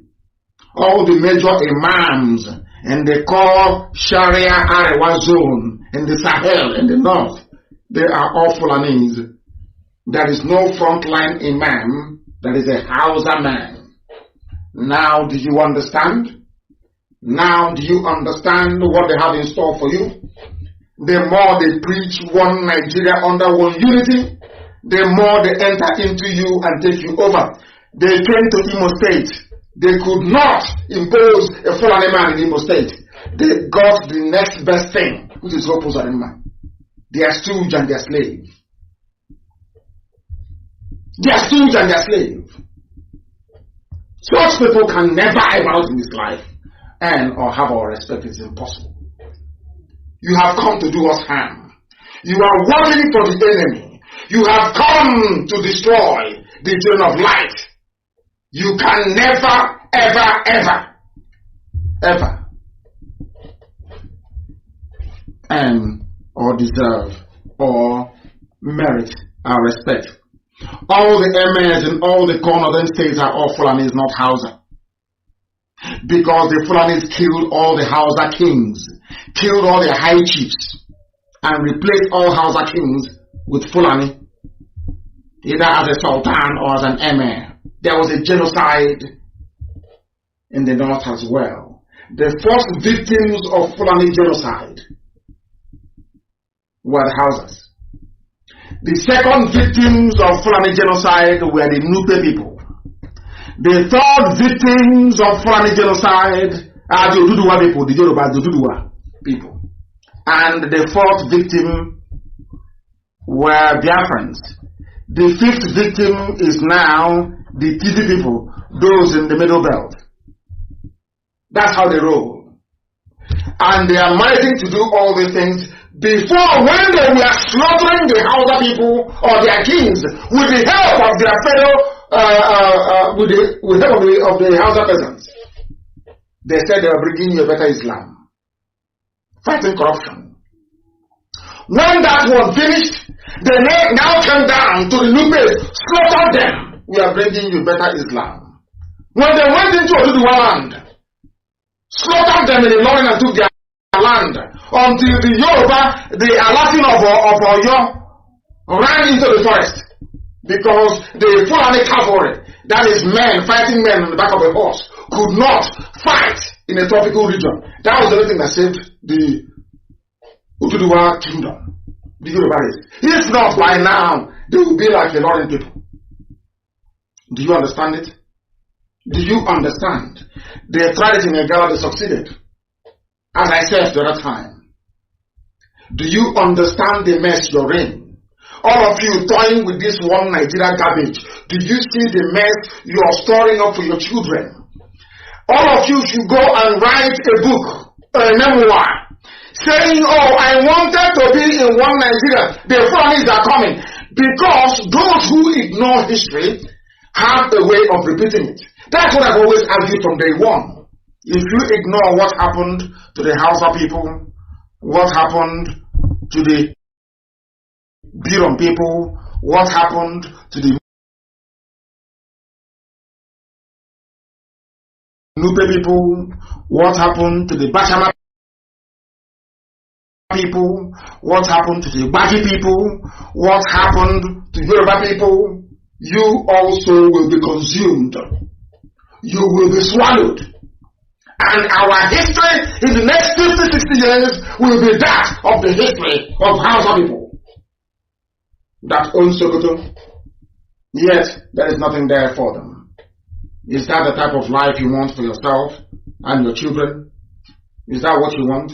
Now you understand what you are fighting for, or should I say what we are fighting against. The time now is 2 minutes past 8 p.m. in the evening in the blessed land of Biafra. The same number of minutes past the top of the hour, regardless of where you are. And the person who kindly composed this very damage the Fulanis have done to the houses is Okoye Vincent, and I thank him very much for that. He titled it The Bitter Truth, and I want to be published everywhere. That so when you're talking about one Nigeria, let's have one Nigeria, let's have one Nigeria and have regions in. I want you to know what awaits you and your people. This is how the devil works. This is the work of they will blind you, the devil will blind you. So you can no longer see very clearly. So you can no longer see clearly. These are the things that you must understand. Please, you shouldn't, some of you should not speak ill of the prophet. That was the vision that she saw, and she's within her rights to share it with the rest of the world. That is why democracy and freedom of speech is a very good thing. You demolish people with the strength of your argument. The superiority of the reasons and the way you marshal them. Please, she is more than entitled to her opinion. If you say that God created Nigeria, you ask Google, who created Nigeria? It's only if you're telling me that a white man is God, if you're telling me that Lugard is God, then I'll believe you. Because it's there in black and white. Who created Nigeria? Lugard did in 104 years ago. That tells you all you need to know. If you don't want to be like the Hausa people, if you don't want the fate that befell Hausa people to befall you, then you must campaign to go back to where you come from. Everybody must. Where were you before the white man came? Who were you? What sort of political union did you have before Lugard came and named you Nigeria? Who were you? Or are you trying to denigrate your history? Are you trying to dismiss who you were, your identity? Then when a white man treats you bad, you start complaining about racism. When you yourself, you have no regard for who you are. You have no regard for your history. How then can you expect somebody else to have regard for you when you have no regard for yourself? Very, very important. People are calling from everywhere. We take calls only on Friday mornings. Please, the rest of the time we lecture. I may be in the mood, I may be a bit generous and allow people to speak later on as we proceed. But it is very, very important that people understand what we are passing through. We don't expect everybody to support what we are doing and the way we're doing it.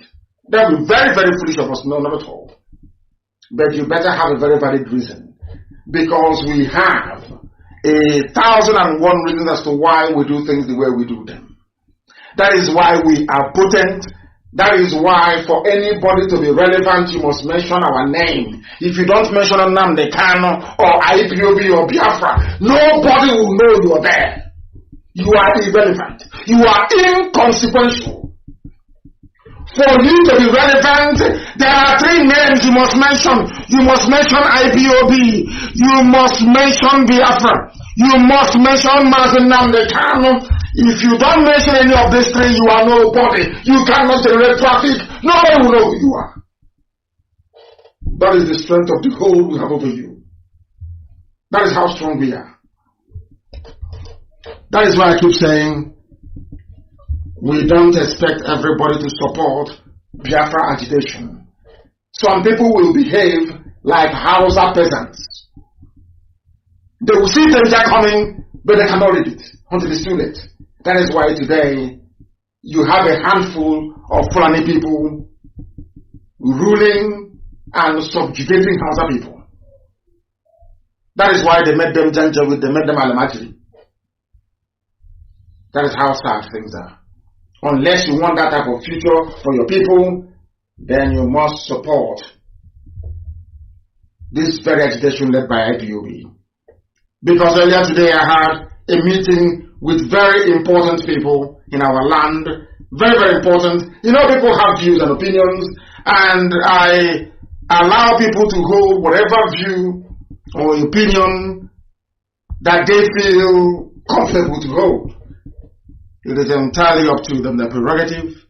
You cannot separate somebody from the views or the opinions that they have within them. That was why earlier today, before I came on air, I was in a meeting with some very important people. They had some things to say to me, and I also had some things to say to them. And I'm glad to say that in the end, we came to an amicable understanding about the best way for us to proceed. But there are a few standout things that came out of that very meeting. One is that there is unanimity that the consumption of cow meat in our land must stop. If you have not seen the videos or pictures of Fulani men having sex with cattle, please go and have a look at it. And to encourage our people all over the world to please invest. We are not just supremely talented, but we are blessed. We are a blessed race. If we put our heart and our minds towards animal husbandry in the area of cattle, we'll do very well. And I want our people to go into it. We are winding down our consumption of cow meat. Let us see the reason and excuse that we have to come into our land to slaughter our people at will. To slaughter our people at will. That is not going to happen. It will not happen. So we are running down the clock on the consumption of cow meat. Very, very important that we pay attention. The more cow meat you eat, the more you are not just endangering your life, you are putting the rest of our people in jeopardy. Because if nobody buys their cattle, they will not come. Very, very important you understand this. Please. That was one of the major outcomes of our gathering today, and we are concerned, and rightfully so, I presume, about how we respond to those who disagree with us. They want us to take it easy on those who disagree with us. And I said to them that I will do everything within my powers to ensure that that is the case. And there are people that we are the ones who are hurt. Because we are the ones that they conspired against to kill. They came to kill us. They conspired to kill us. But unfortunately for them, not all of us were killed. So I have taken on board what they have said, because they are men and women that I have a lot of respect for. And going forward, we shall seek a very amicable way for those who may disagree with us in public to be able to voice their opinion without antagonizing those of us who are in very massive pain. That was my assurance to them going forward, and we intend to keep it. We intend to keep it. No consumption of cow meat in our land. It is going to be phased. It's something we are used to from childhood. So it's going to take a while for those local farmers to be able to bring their meat on board. Very, very important, please. Now, those who are complaining that we insult them, that we are not very respectful, should look at what is happening in the north. Should look at what happened in Oduduwa land.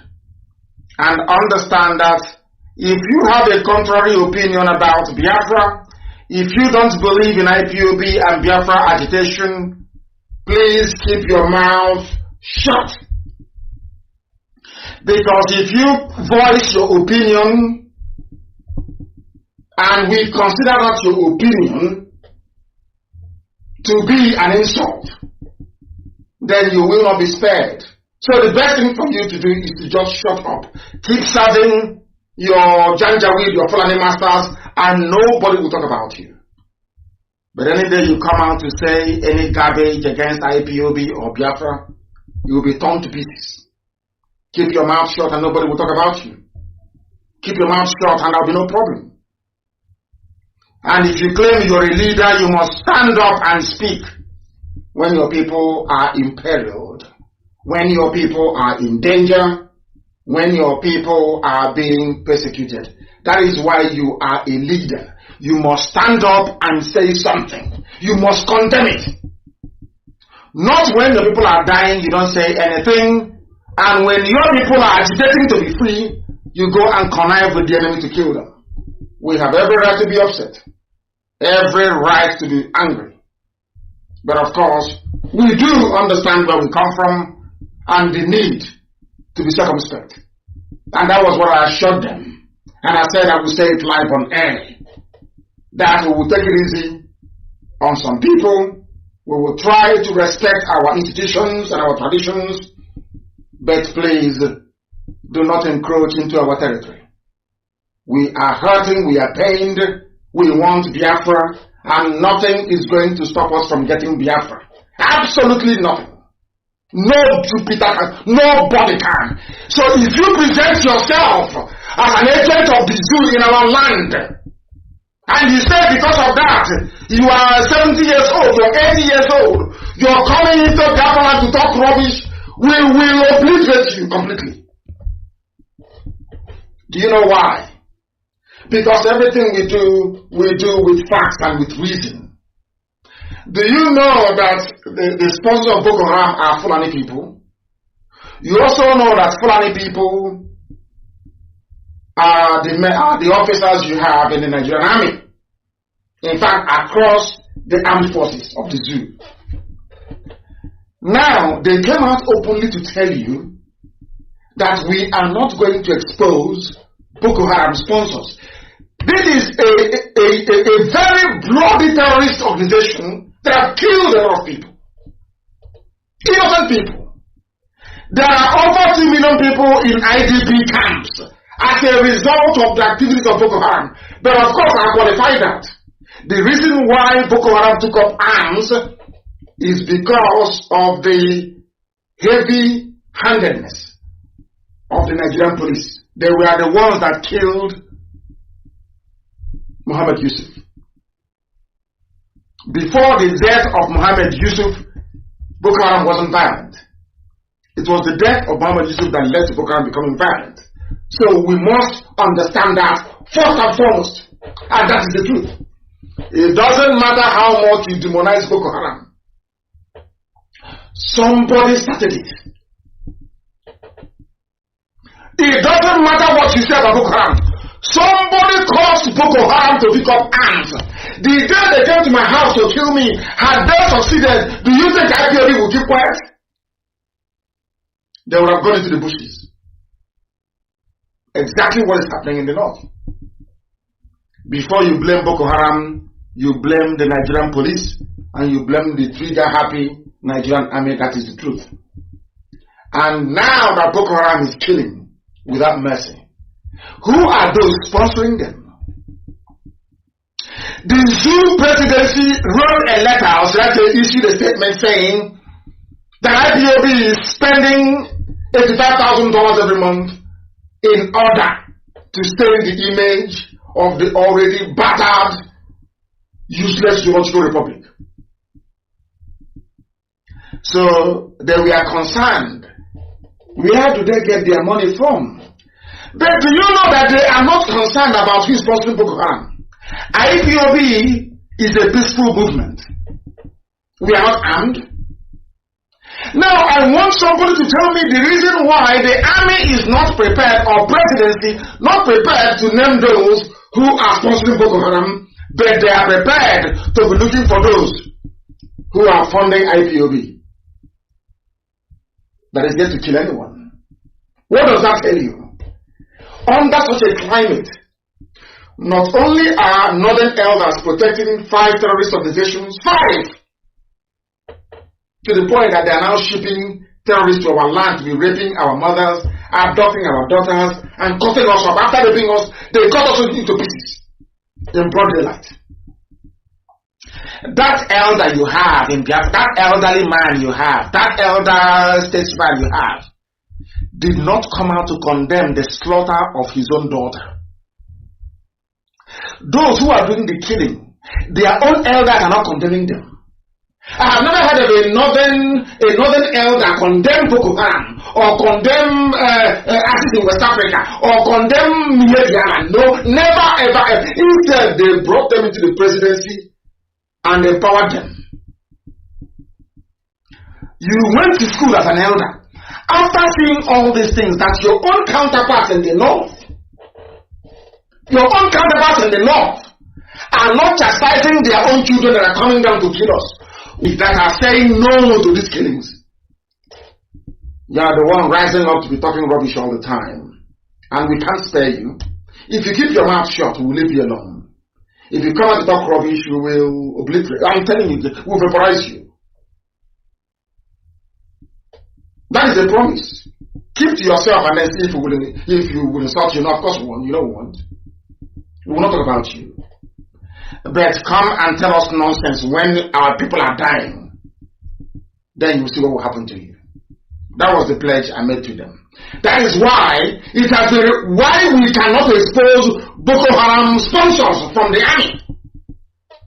The Nigerian has said that it is not their duty to expose those sponsoring Boko Haram. Can you believe such rubbish? Can you believe such nonsense? They admitted that the army knows the people who are heavily backing terrorism and criminality. Yes, they will mention them. Now, all these people that came out to go and organize Python dance, what is your justification? The army, the same army you went to call to come to Isiama Faluku to kill people. The same army you called to go to war to kill people. The same army you called to kill unarmed people. They are now saying, we can't even name those who are sponsoring Boko Haram. What does that tell you about your misplaced and foolish diatribe against IPOB? Do you see it? That is, we're not getting upset with you because you're a human being. No, we are upset with you because you cannot reason very well. You claim you're an elder, but you cannot reason very well. How many times have you heard Oduduwa elders condemn OPC, even at the height of OPCs and criminality, when they were fighting police? How many times, I ask you, did an Oduduwa man, an elder statesman from Yoruba land, stand up to condemn OPC?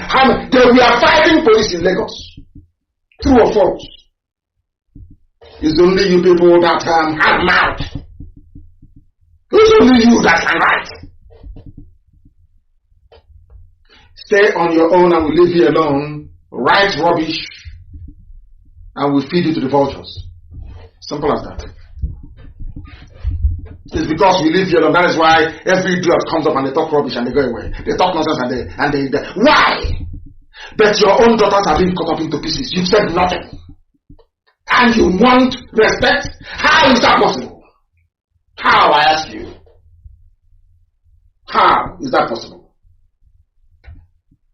Anyway, let Biafra come. That DNA test. And then we'll continue what we are doing. Are they going to stop us? Of course not. They can never ever stop us. They cannot stop us. And both of you calling for one Jew, calling for one Nigeria. I'm not the prophetess said God gave her a message. So she's more than willing to express her opinion. But I want you to understand. These are the people you claim are protected. You people don't know you are under a curse. Nigeria is the zoo, Nigeria is a curse. You are so cursed that you no longer reason. Your brain cells are no longer interacting properly. You can no longer put one and one together to get two. That is why you're in Nigeria, that is why you're a zoo animal, because you don't reason. Are you aware of what's happening in Taraba? The military, the same military you are hoping and praying is going to save you, are busy raping women and children.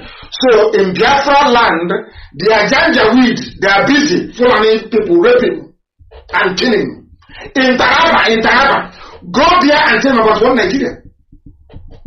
You people don't know the mess the zoo is in. You have no idea. No, you don't. Go to Taraba and talk to them about one Nigeria. They will stone you properly. Go to Taraba and talk about one Nigeria. Is it all the lies you're reading about in the papers? Who told you they want one Nigeria in Taraba? Who told you that? Do you know what the military are doing? This is the military. Not bandits. Not Miet Yala with their cattle. Not Miet Yala with their bombs and their AK-47. Not Ansari. Not ISIS in West Africa. Not Al-Qaeda in the Maghreb. Not Boko Haram. This is the military. So in Taraba State, they are under siege. Everybody is killing and raping them. Army is raping. Janjaweed is raping them. Bandits raping them. Mietiara is raping them. Everybody is a rapist in Taraba. It is here. According to TV people. These are the people that said no to restructuring in 1967. They said, Ojukwu was speaking all the grammar in Aburi. They said no. TV people said, no, we don't want. We must kill Biafra. We must kill. Today, they are crying. I said to you here on this hallowed platform that everything that Biafra endured, everybody will go through it. Turn by turn. Go on, how far? Go on, how far? How far today? Let me tell you what is happening between the military and people in Taraba State. So that you can wait for one zoo, one Nigeria. That is why when I see people talk about one Nigeria, I don't know what to do. To be honest, the prophetess I just left her because she preaches the Bible. So I just left her. If it was somebody else, I will honestly speaking, if they hear my name next time, they run away. I want people that's talking about one Nigeria. I want to let you understand what is happening in Taraba. So you know. Because sometimes you don't know. So you know, you understand the mess you're into in the zoo. Some of you do not know the mess you're in. And where is it even go on from? Where is it from? Which tribe is it from? That some people, we're waiting for them. He's from a place called, Kanke, whatever that. He's an Angas, or Angas, in Plateau State, very close to TV people. Angas. He was the one they used to kill people. Today, his village is also under siege by Fulani headsmen, but he can no longer speak. He can no longer speak. The TV leaders or TV people from Taraba State, under the aegis of Tiv Cultural and Social Association, have accused the military, Nigeria's military, accused the military that they posted the military to come and stop the Fulani Janjaweed from ethnically cleansing TV people from Taraba State. But you know what the military did? This is Zoo newspaper. This is a Nigerian newspaper, please. They are saying here that they have now accused the military, posted to bring peace in Taraba, of raping their wives and daughters, also destroying their properties in the name of manhunt for bandits in southern Taraba. You are a Christian in southern Taraba. The bandits are Miyeti Yala, who are Muslims. You are attacking and raping Christian women, destroying their homes and property. This is from the army, not anybody else. From the army. Raping women, destroying properties in Taraba State. Nigerian army. And people have faith in one Nigeria. I don't know the type of planet that these people I have no idea where they came from. And they say, oh, we don't want to fight a war. Nobody wants to fight a war. But sometimes are you telling me you'll be in your house, somebody will come in, knock on the door, as they did to that woman, take your daughter, take your mother, and be raping your mother outside. And you'll be quoting the Bible. Is that what you're telling me? Is that what you're telling me? Nigerian soldiers. Is that our armed forces? Our armed forces. They are busy raping women in Taraba. Nigerian armed forces. Busy raping rapists there. After sleeping with cattle, they sleep with human beings. They have all been diseased, of course. They get disease. Haven't you seen them sleeping with cattle? These are terrorists that they free that they have. The only place in the world you bring out the terrorists, you give them army uniform with AK-47. What do you expect? What do you expect, I ask you? What do you expect?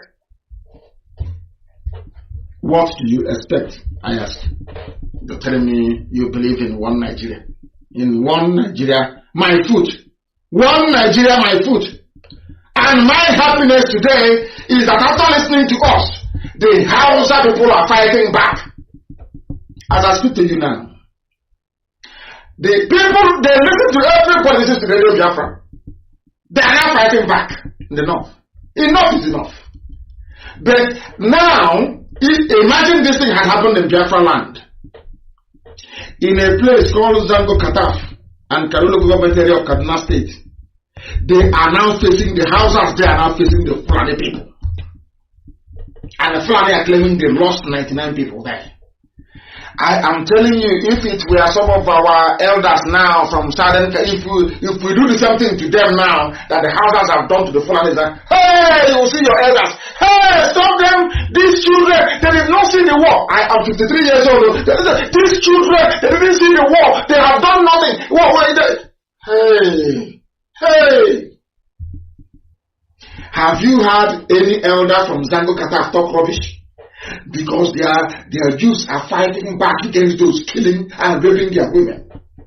If it's your job, you see one idiot in Abuja saying, I am a senior advocate, I'm writing now, then he writes. I'm asking them to use their brains.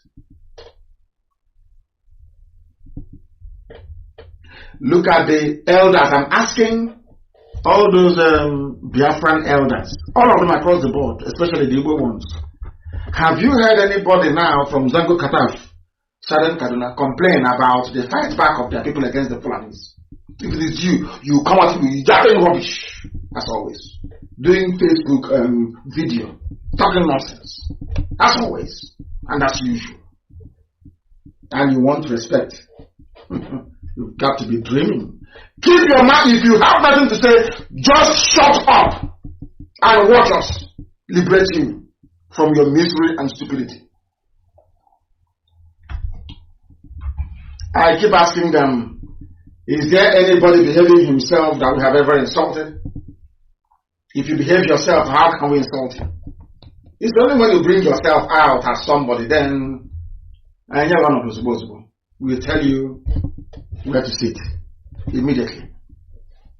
There's a place called Atiak Chiefdom in Zango Kataf and Sam Chiefdom in Kauru, where between June 11 and 13, a corpse of a man was found in a farm in a dispute that claimed the lives of 448 cows. They took the war to the Fulani people.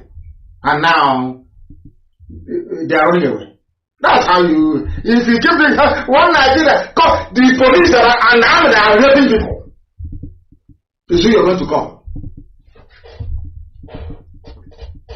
They think we are foolish. Of course we are not. And can never ever be.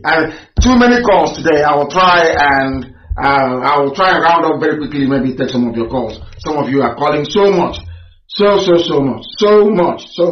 You are talking about restructuring. Let's restructure.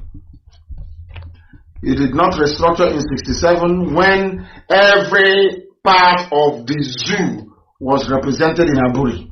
All of them, all the leaders were there. They agreed.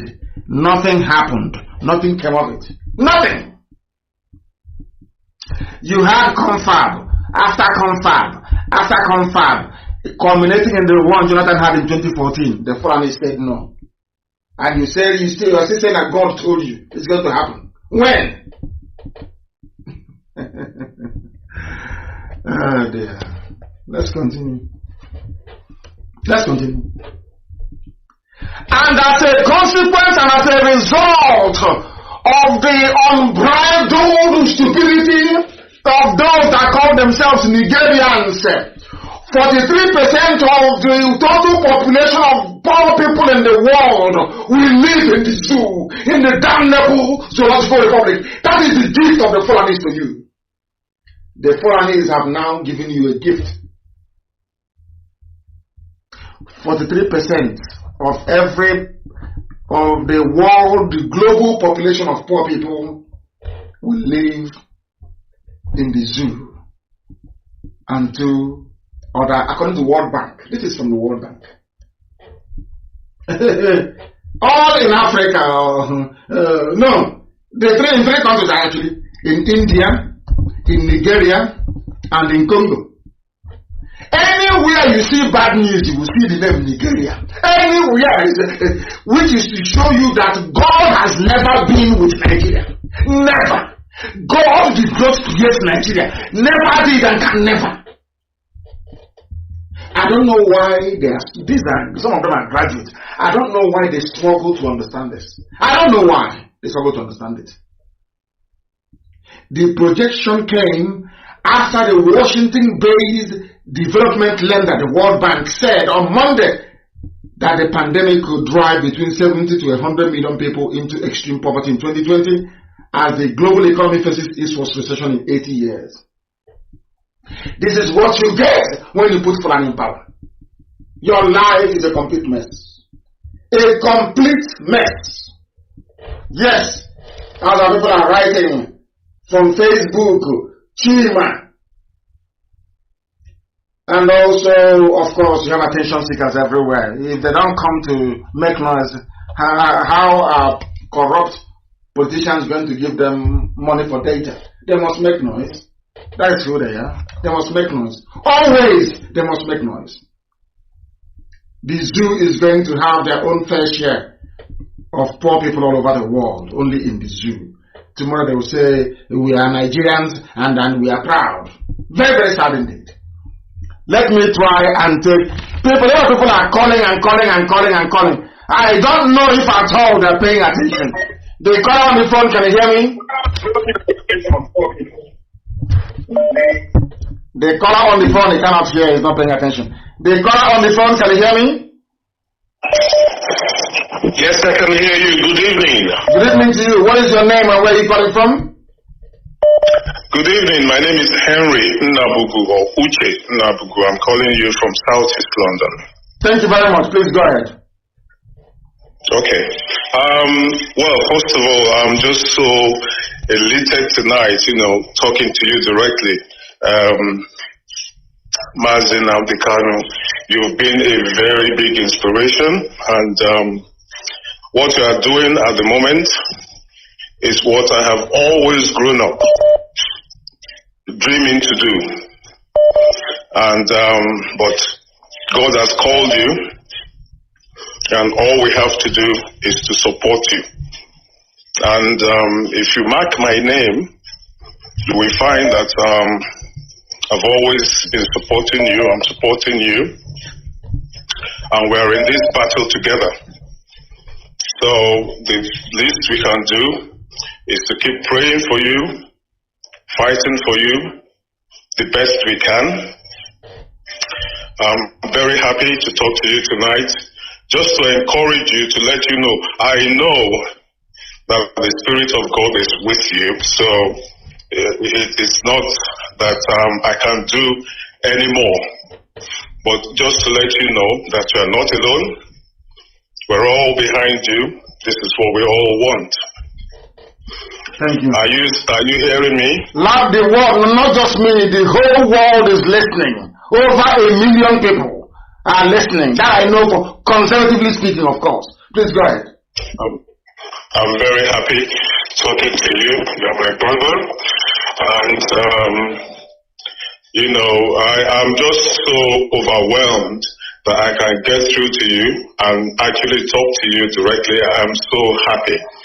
And after this, I'll be finding a way to get through to you.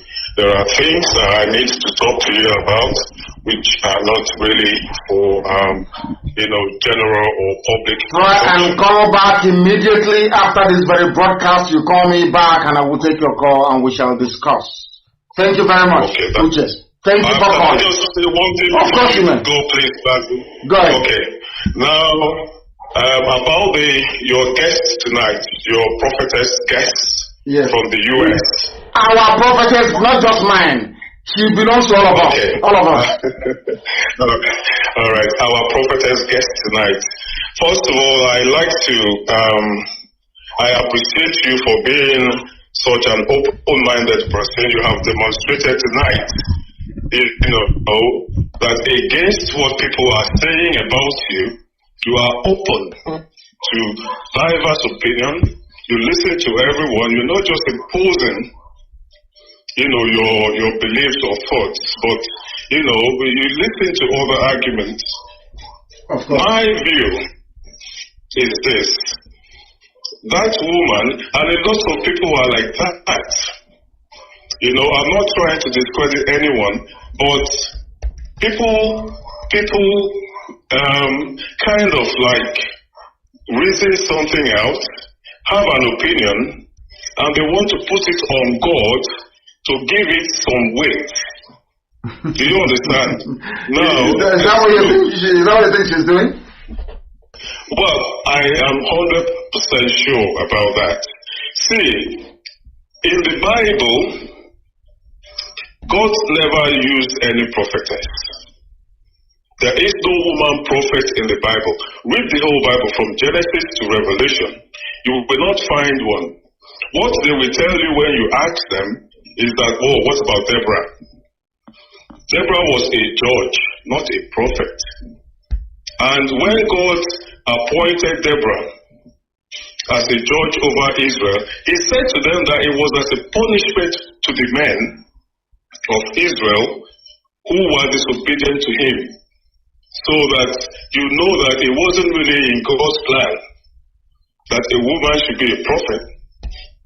Do you understand? Yeah, I'm listening to you. I'm not a theologian, so I'm not an expert in that very field. Okay. But I'm willing to learn from you, please. Teach me. I want to learn. Without prejudice to our prophetess guest tonight, a lot of religious jobbers, that's what I call them, they are jobbers, right, would, reason out something or think of something, think an alternative to Biafra, which they are scared of. I know these people very well, believe me. I know them very well. They are so scared of Biafra and they're thinking, okay, what is the alternative? What next alternative can we offer them? And by the way, you are actually right. You're actually right. The prophetess was a title that was given in recognition, not that the Bible, because it is actually in parentheses. So not that you have somebody called a prophetess. Nobody was called a prophetess. I've seen it now. Nobody was called. It's just a time of endearment. There is no such thing. I can tell you that. They have all these followers and all that because our people, or should we say their people, are just such people who are always looking for the easy way out of everything. They have this escapist attitude where they just believe in this ecclesiastical, divine intervention in their life. So whoever puts themselves forward as coming from God, they all, go there and, just obey them and listen to them. Can I ask you a question? I believe you go to work every day. Is that correct? Are you a student? Do you go to work? Well, I am a compliance consultant. I'm a lawyer. Oh, very good. By training. Now, if you don't go to work, will you get paid? Sorry, what did you say? If you don't go to work, will you get paid? Will you get paid? If you don't work, will you get paid? Of course you will. Of course you will. You will not. No. You will not get paid. So that even though God has a plan for you, has a job for you, you actually need to go to work in order for you to get paid. Is that correct? Exactly. Okay. I'm just asking. You're right. You're absolutely correct. But here, in Nigeria or nigger area, they don't want to work to get paid. So whoever can tell them that they can get paid without working, they will all come to that person, and the person will end up, taking from them the few they have. Exactly. But it's not in there. That's what's going on there. So my dear brother, please talk to me again after this very program. Let me take this very call that is coming. Try and speak about this program. The caller on the line, can you hear me? He is not paying attention. The caller on the line, can you hear me? For the last time, can you hear me? No, they're not paying attention. The caller on the line, can you hear me, please? The caller on the phone is not paying attention. The next caller, can you hear me? Hello. Yes, please, your name and where you're calling from? My name is Obinna Wampo. I'm calling from London. Right. You people have woken up in the UK all of a sudden. Please go ahead, Obinna. The word is Nnamdi, I'm very proud of you, because I'm from Umuahia. Oh, wonderful. A blessed land. Wonderful. Thank you very much. Yes. I'm very proud of you, and just in continuation to what the earlier caller said, that woman has Rasputin spirit. They always go. Please take it on her, please. I happen to I don't know. She came and she spoke very well, so I do have this. The Rasputin spirit I'm referring to is those who go to the Tsar. Always they have something from God, and that shouldn't be the case. What we are pursuing is logical, is straightforward, is 1 + 1 is 2. Yes. That is what we are looking at. It's not what God is going to do. God is not going to miraculously. Freedom is free. But in the history of mankind has fought for freedom at each point. However, it's free. But we must fight. You're saying that freedom is free, but you still have to fight for it. You still have to fight for it. Even in Cuba, it took 5 years, 5 years plus for them to get a Cuban revolution. You still have to fight for freedom. It's not just free, but you still have to fight to obtain freedom. But let's have this conversation now. Do you think that, let's put it this way, so anything designed to kind of, do you believe that even within the present condition of the zoo, that any devolution of power is some kind of freedom fighting as well? Do you believe in that? No. Even it's not free? No. It is not? No, it would never work. Okay, go ahead. Restructuring will never work. Restructuring is not the path of freedom that will liberate Nigeria. Everyone got to go back to their region, to their villages, to their hamlets, to build from the bottom up. Okay. If in the future, if people decide by way of enlightenment and attainment, if people decide to join together, let them decide in the future. But at the current moment, freedom means total freedom. So it is a focus we ought to have. And your broadcast, I always rush, whatever I'm doing, to listen to it. We got to be focused to freedom. And it's not just, I have a lot of people from Oduduwa, very important men in England. When I speak to them, what they said to me, what Nnamdi has been saying is absolutely true. Whatever Nnamdi says is correct. In fact, we are making more inroads within Oduduwa and other, even the houses, than we are making. It's like we are becoming a bit stagnant within the Biafran region, but the message is getting deeper and deeper in Oduduwa, in the north, and even in Ghana, Ghanaians, people are opening their eyes. So keep to what you're doing. That is the right track. We can never lose focus. The zoo is shaking. It's rocking, isn't it? It is vibrating. It is rocking. It is rocking because the seed is growing. It is rocking. It's shaking. So we can never lose focus. People who want one Nigeria, when everything is set and done, they can go back to wherever they want. But you're comfortable in England. Why would somebody as comfortable as you are in England be concerned about freedom back in Biafra land? Why? Why don't you just give up and say, like those in some of them in Abuja and Lagos, and say, to hell with it, I'm in England? Because my homeland is Biafra. That is where my ancestors were born. That is my homeland. And the freedom of my people, the freedom to go to their farmlands, the ancient farmlands, to go to, in my dialect, they call it go to Uruhu and go to ancient home. It is something that is our right, and we can never lose sight of that. England, my children and my grandchildren are not English. As much as they were born here, they are raised here, but still there is a place called Uhu. You should understand what I'm talking about. Of course, yes. Homestead, where you come from, yes. Your roots, where you came from. So that is why we must fight for Biafra to come to pass. Thank you very much, my dear brother. I am very grateful. Thank you very, very much for that. The caller on the line, can you hear me now? Somebody's on the line, they don't speak. Can you hear me? +7. Can you hear me?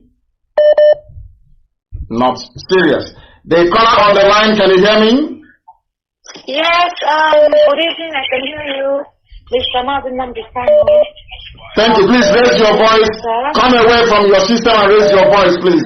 Your name and where you're calling from? Okay, my name is Isioma Emmanuel Ejimadu Anele. I am from Imo State. Hello? I'm listening to you. The world is listening. Please go ahead. We are all listening to you. Go ahead. Yes, I've been trying to reach you. Even the other day I tried to call in, but I couldn't get you because there's a lot of callers. I'm calling today just to make a point on what the prophetess said. I listened very carefully to what she said. First of all, sorry to take it back. I live in France, in Pau. So I am a singer-songwriter. I sing in a church, and I see a lot of people who call themselves prophetess here. And most of these people, they are Yorubas and all that. What she said, she might be correct on her own part, but I want to clarify something. There is nothing like prophetess, even in my Bible. Are you serious? Yes. But how about this very part in Exodus, where it says, and Miriam prophesied, and Miriam prophesied. Is that a different translation? Is it a translation, or is it called translation? That's a different translation. Miriam prophesies, like you can prophesy to yourself what you want. Like you can prophesize, I want this, I want this. That's not a prophetess thing. Miriam prophesies. It's a different translation. Now, this woman that has come to say those things, all we want is Biafra. We want Biafra to come. We don't want restructuring or one Nigeria. This thing she saw is at the past. I will put it on her that she might have seen something from the devil, because devil also give visions. Devil give bad visions to people of God. Yes. Devil does that, because if it's from God truly, God will send it to people, someone like you who is a freedom fighter. God will send that same vision to the Nigerian government, who are the bad people. God will send that vision to someone, or maybe to Aisha Buhari, so that he will open their eyes and see if he will tell them that this is what I want, this is what should have been, this is what they have seen it, my dear sister. They have seen the vision. They have seen that vision is division. The vision they are seeing is division. And that's what they're running from. That's why they don't want restructuring either. They don't want anything to tamper with the zoo. They are seeing the vision, and that vision is division. Go ahead. Exactly, sir. So that woman, to me, I think is wrong. What she saw was not the correct thing. What she should be seeing now, that's why I made the comment, she should go back and pray and ask God to show her correctly what she saw, because that is not the real thing. What she should be seeing now is Biafran freedom and how Nigeria is going to be destroyed. Because God is at the edge, that because God he has turned back on Nigeria already. Because I see it also in my visions also. I see things about Nigeria, which I can't come on, I don't want to be saying it, but I know that that is not the right thing from God. So we shouldn't listen to that woman, because some people are like that. I'm sorry to say, I'm not castigating her. Some people are like that. They all use charms and juju to do all this prophetess thing, and, just to get money from people, to prophesy to you, to tell you this, you become this. That is all a lie. Thank you, sir. Thank you very much, my dear sister. Thank you very, very much for that. An eye-opener, if I may say. The caller on the line, can you hear me? I have a caller on the line, can you hear me? No. The caller on the line, can you hear me? Yeah, Mazi, I can hear you. Thank you very much. I'm calling from Las Vegas, Nevada. From Las Vegas. In Abaca, Las Vegas. Are you doing gambling? I can't do gambling. I know in Vegas you don't gambling. Please, your name once again, if you may. My name is Chinedu, Mazi. Welcome. Thank you very much. Please go ahead. Yes, like what our prophet has said, if God so loved Nigeria that he has been giving us Obasanjo, Gowon, Buhari, even our brother Jonathan. Now, this kind of love from love okay to grow or the cable. You guys are making me laugh, honestly. This Biafra we are fighting for, two major type of people are most threatened. One, our political leaders, two, our religious leaders. No matter the front they come with, no matter the name they come with, prophetess or bishop or his royal highness or his only of holy, whatever thing they come with, they are threatened because of they have laid so much foundation on. They've been ripping off our political leaders have been ripping off. We will cry to them. They will take the little ones we have in the name of tithe and seed and offering. So they are most threatened. Now people talking about restructuring because of I commented on Mazi post today. They've been talking about because of this restructuring they killed 5 million Biafrans Igbos in 1967. Yes. 2020. Yes. 2020 they're still talking about restructuring. Then I asked them after how many years? After how many years? After how many years? After 53 years. 53 years. After death. After killing 5 million people, confab after confab, constitutional conference, everything. Even 2014 here, only yesterday. Yet he hasn't come. And yet God wants to give us something. I don't understand. At this level, we're not supposed to be deceiving ourselves. They've used that word to deceive us, to delay us for a very long time. We're no longer going to stand for that word. You want to restructure a country that doesn't have a structure.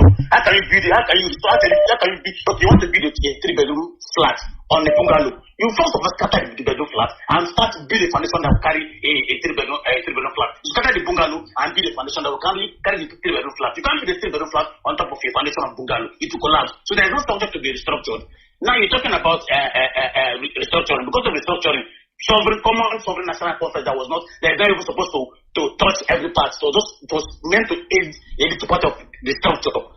They vowed that they will dismantle Jonathan. They chased away Jonathan because of him calling for sovereign national conference. How does that make sense to anybody? There is small common electoral reform that they ask them. Reform electoral reform now so that people can vote from any part of the world, so that there will be accountability. So that when they are after election, within 1 hour, the result will be announced. Common electoral reform, they cannot do that one. Now you're talking about a whole restructuring. You're talking about them. They've gotten us where they want us. So what you're saying is that even the simple things they can do to make life better, they cannot do it.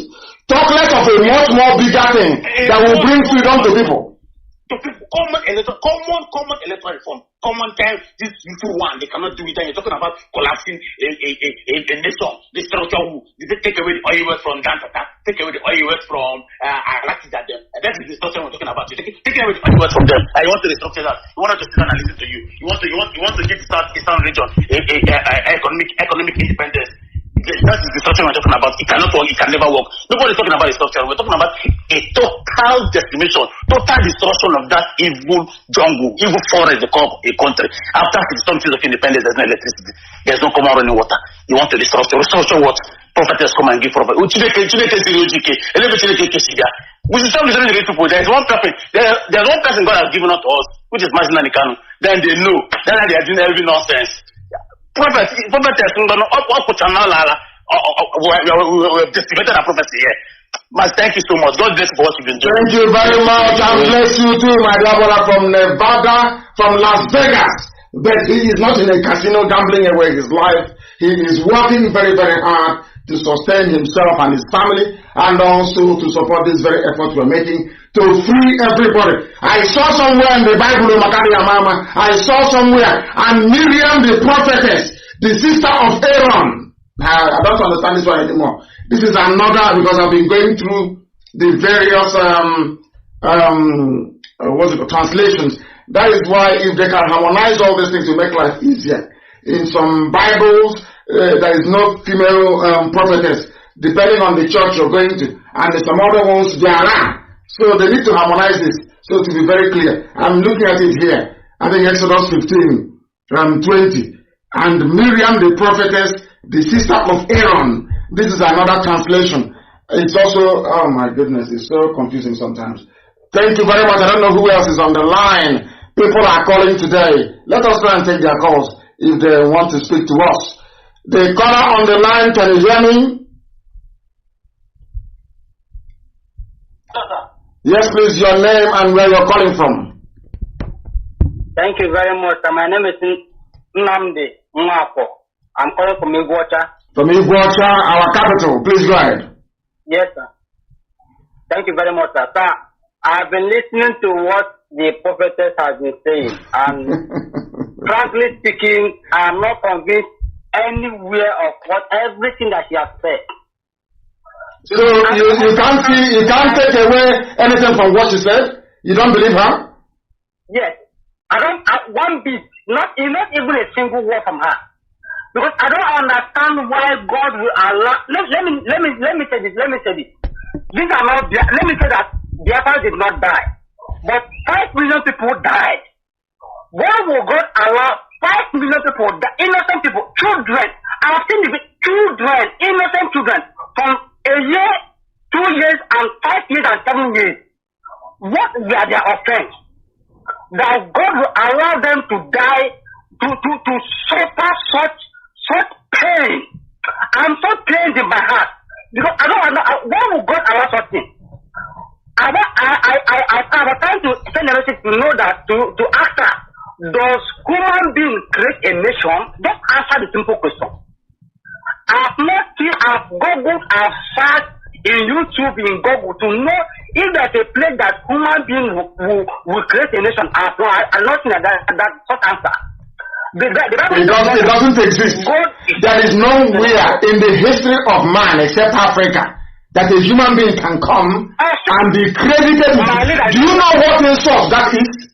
Do you know how insulting it is? The biggest insult. Oh my goodness. That a human being created a country for you.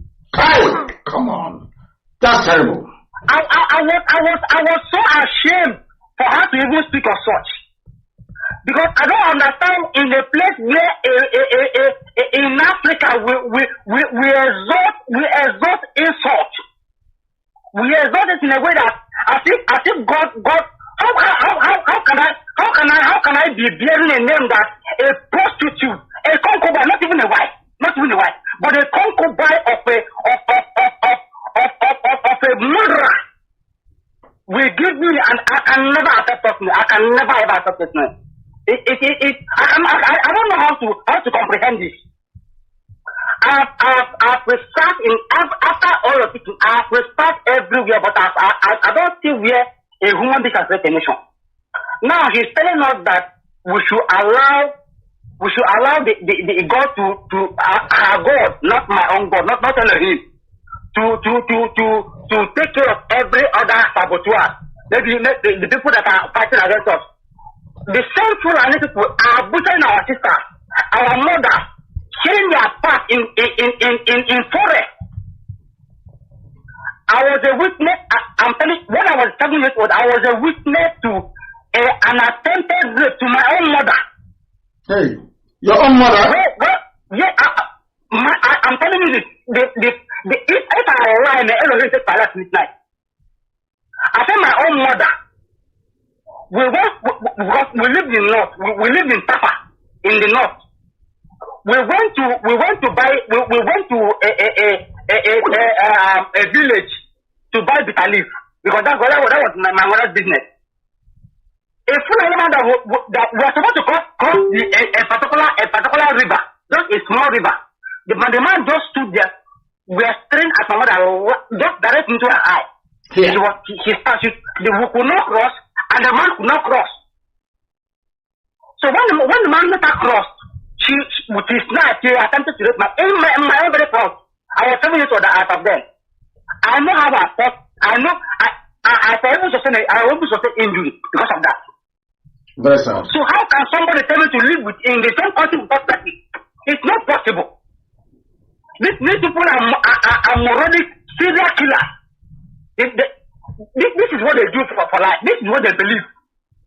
You cannot stay in the same country with this. It's not possible for me to live in the same country with this kind of people. I understand, my dear brother. I understand what you're saying completely and totally. I do understand, and thank you very much for calling. There was a sister of ours on my Facebook page, actually. Ngozi Obi, she made a comment. She said that Mbaka is also a prophet. He predicted that things will be good with the coming of Buhari. Hey, God. People are me. Mbaka is also a prophet. This one from UK. They are everywhere this evening. The caller on the phone, can you hear me? The caller on the phone, can you hear me? I wish they can. The caller on the phone, can you hear me? No. The caller on the phone, can you hear me? Please, your name and where you are calling from. My name is Onyeka Chinwakweze. I am calling from Toronto, Canada. Thank you. Please go ahead. Mazi, my able leader, I will start today by saying a word of prayer first for you. And my prayer is for you is, when you move from one nation to the other, God will suffer no man to harm you. Every door that you knock that will be productive in the coming of Biafra will open wide for you. Now, I want to say just two things for the sake of time. Number one is that I want to appreciate the fact that you took today's program to the Suman Ballroom, the highest, the peak, by allowing somebody who is not even a Biafran to talk, especially somebody who goes by the name prophetess. It goes a long way to demonstrate the fact that we in IPOB are very democratic in nature and we welcome opinions, especially when they are very constructive. Of course. Mazi, for the woman who said, the prophetess, I may say, that made her own submission, is for me, I welcome everybody's opinion. But sometimes we also tend to look at what people, their opinion means to what we are doing. You know, her own, whatever God showed her, whatever she saw, whatever she heard is an aberration to what we are doing. And personally, I don't welcome it. Because somebody wrote succinctly and said, what God revealed to People's General, Demego Ojukwu, as far back as 1967 is what the prophetess is saying in 2020. Wow. My visionary leader, this is a belated vision. Wow. Because the Biafra of 1967 can never be the same as the Biafra of 2020. Rather, it is a bitter reminder of the irreconcilable mistake of the zoological leaders. We are many years ahead of the enemies. So forward ever and backward never. We will never go back. Amazing. This thing was written by Kazi Azubike. Wow. And my last. Hey, where are you? Don't tell me this line has crashed again. Has it? Hello? I think it has. It has crashed again. It crashed before. I can hear you, my leader. Oh, go ahead. Please go ahead. Go ahead. Go ahead, please. Yes. My last submission is, please, today's program is an unusual one because the kind of contributions I've heard today, I've not only learned from you, I've learned from many contributors. I've learned from all of you. Even the last one you said. Remember our brother here said, you cannot have restructuring where there is no structure. I mean, oh my goodness, it's beautiful. Please, Mazi, please, use this platform to appeal to our people, not to only wait until you come on air. We have various radio stations that they can call and educate us. The two people that spoke from London, they are very seasoned professionals. Yes. You know, every other person that has spoken very well. We need them to come to our radio, the USA radio, the South Africa, the Biafra land, and talk to our people. This platform is a citadel of learning. Please, Mazi, may Chukwuka Biama continue to bless you. Whenever you speak, may you speak wisdom to us. And when we hear, may we not be only hearers, but also doers of the word. Thank you and God bless you. Hey, Wachineke, he said, thank you very, very much. Thank you very much for that. The quality of callers we're having today is just amazing. Absolutely amazing. It's unbelievable. You cannot have, please, can somebody post this on my page, please? I don't know his name. Oh, I wish I knew his name. Just say from a caller, you cannot have restructuring where there is no structure. Does Nigeria have any structure? I don't think so. I do not think so at all.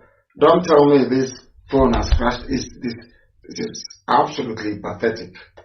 Absolutely pathetic. It keeps crashing. I don't want to do bad market for them. For iPhone, but they're not doing very well. The caller on the phone, can you hear me? Yes, Mazi, good evening, sir. Good evening to you. Your name and where you're calling from? I am Prince Samuel Ernest, I'm calling from Dakar, Senegal. Your name is Onyechukwu, not your Igbo name. I don't want to hear that again. All these English names to make me sick. Your name is Onyechukwu, please go ahead.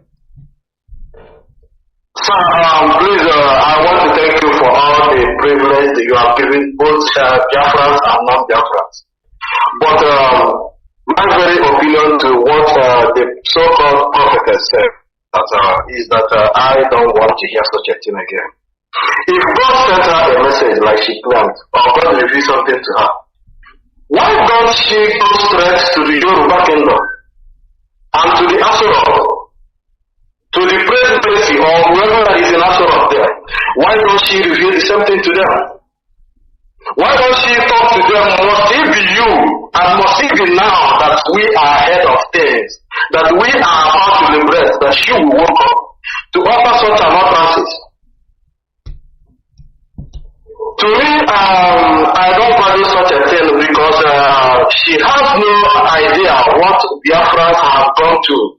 And what the Eastern region people has ever gone through since 1960 till date. Now, the same God that she claimed she had from, I want to know, does this God suck blood? No.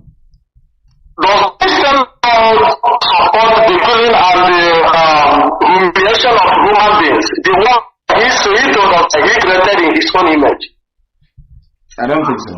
So God supports the same thing, and what would God reveal such a thing to her? That people will be raped, murdered, and slaughtered, even the same people that are God's own children, preachers of the God's word. According to maybe some of those reverend fathers who are being slaughtered, are they not men of God? Does even that they support his government to be slaughtered? I know. I wonder why some people behave and reason as normal.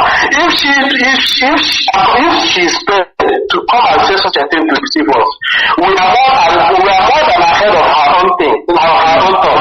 I wouldn't think so. I wouldn't go that far. And thank you very much, my dear, but I wouldn't go that far to say she was paid. No, she's just giving her opinion, which we respect, but respectfully also disagree with. The caller on the line, can you hear me? Yes, sir. Good evening. Good evening to you. Your name, please, and where you're calling from, if you may. My name is Emeka Nwafo. I'm calling from Gothenburg, Sweden. Gothenburg, Sweden. Please go ahead. I have two things to say to you, sir. Please say it. We don't like to mention about the woman that spoke on the platform today because everybody has his or her own opinion. And we don't like people to give her more attention because if you know in spirit and if you see in spirit, you know that everything have come to conclusion about Biafra. This is her own opinion, and everybody, if you understand, as Bible made us to understand, everybody is a small God. God speaks to everyone. So that shouldn't be a topic. If you listen to what I was commenting on when you were speaking to her, I mentioned something. I said, you want to get me angry by, but all of a sudden I said, anyway, we are practicing democracy. That's all. Yeah, democracy, you must listen to, even those you disagree with, you must listen, you must learn to listen to those you disagree with. That is the essence of democracy. Of course. Yes. Of course, sir. So I am saying all these things to tell you, sir, that we are praying and we are what we are educating our people is the most important thing, because our people don't research. They believe on what people told, but they don't research, because every time you come on air and you say something, I go to my table, I research and say, yes, what you are saying is right. So, and I speak to my people. Don't ever believe anything that someone is telling you. Try to do your own research and come out with facts and figures. That is whom we are. So, as you are educating us and giving us all these facts, it's awakening the spirit of Biafrans. Those that don't want to know are now going into researching. So I am praying for you, sir, that God should give you more strength to carry on this struggle, because I know that you have a lot to do. Because when you liberate us, you liberate the soul of the Biafra. Not just that we got the freedom, no, but when you liberate our soul by reasoning like a Biafran, you have done a great job. So please, sir, continue doing what you are doing. God will be with you, sir. You said thank you very much for that. Thank you very, very much. Let us see, maybe take one or two more calls and we call it a day. The caller on the line, can you hear me? No, he is not paying attention. Not paying attention. Can you hear me? The caller on the phone, can you hear me? Yes, I can hear you. Yes, please. Go ahead, your name and where you're calling from. It's calling from Sweden. From Sweden, please go ahead. Yes. Director, what I want to chip in, because every time people are talking about we should not disrupt religion, like what the prophetess said. When she was saying it, I was so angry. I will tell you the truth.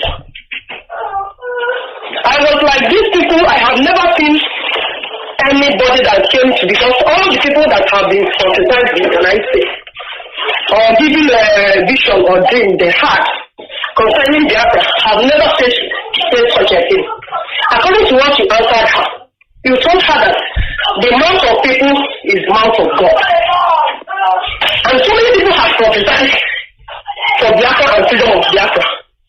She's the only one that, even from that Yoruba part, they have many prophets or many pastors or many reverends.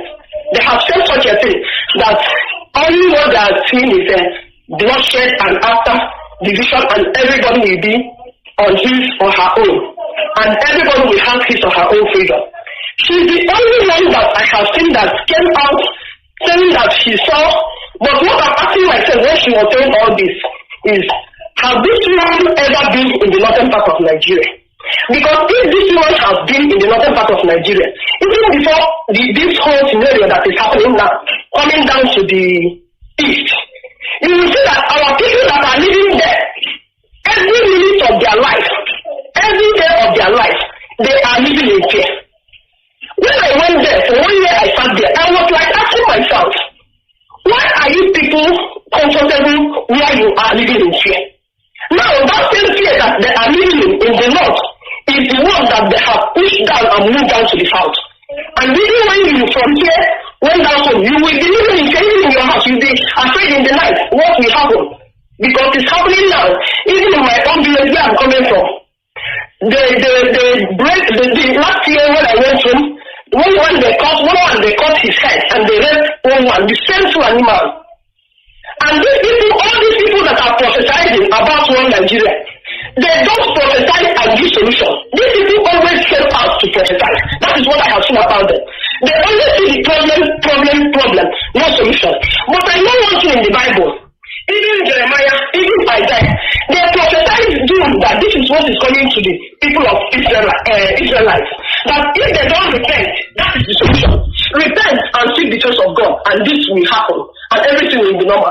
But all these prophets that are going about, when we say don't talk about Christianity, don't talk about religion, we will talk about it.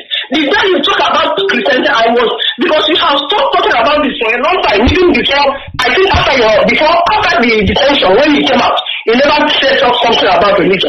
And I need you to emphasize about it, because our people are now using religion to do people.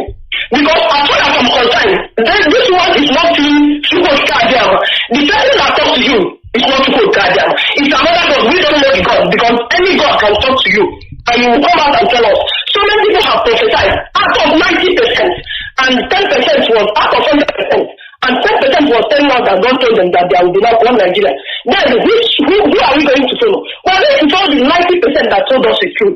Because we know that the majority didn't carry the vote. We know that the mouth of God is mouth of man. So for me, we will be talking about religion, telling them that all these prophets of doom coming out from everywhere, saying whatever they want. We know that what we always save us in that country is freedom, and nothing but freedom for every nation under that country. Thank you. Thank you very much. Once again, I have learned something else from you, my dear sister. All our callers this evening are just superb. What she said is very simple. So if our dear prophetess is telling us from New York, is telling us that she saw a vision where God said, don't divide Nigeria. How about all the other multitude of prophets that have been saying to us that God said Nigeria has already been divided? So who do we follow? Who do we follow? Let us take this very call. The caller on the phone, can you hear me?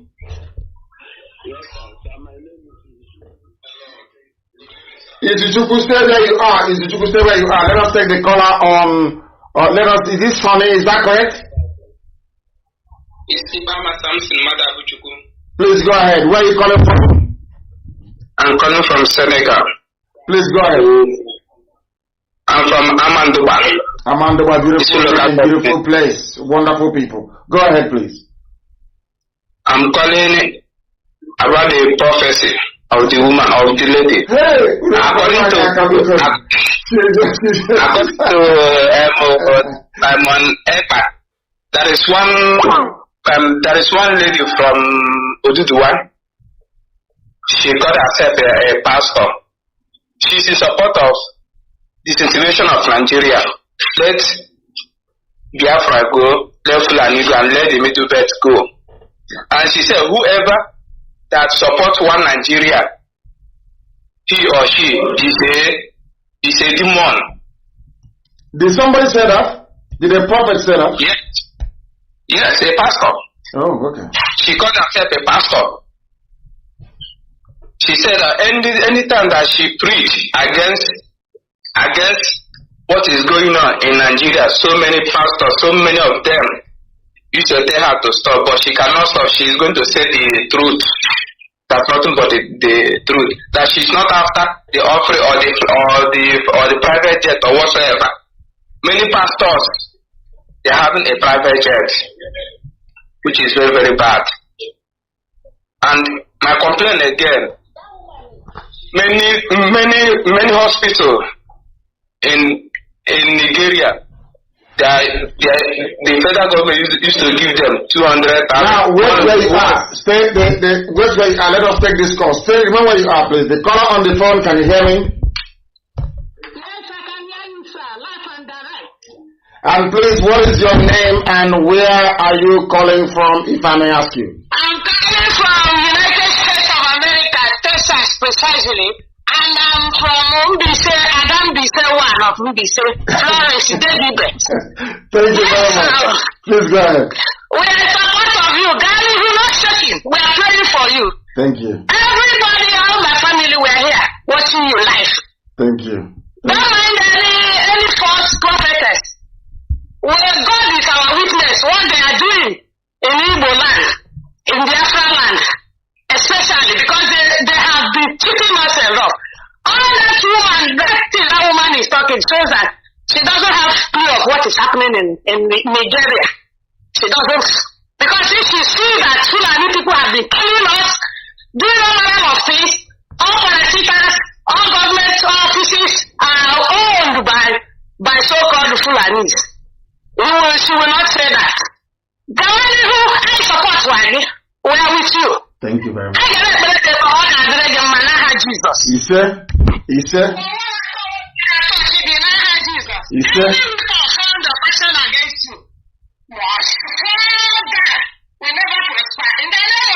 You say? You say? Yes. Thank you. Of course. And everybody knows that those people have been doing so bad, so many things to us. Don't forget about this, our saboteurs. They will.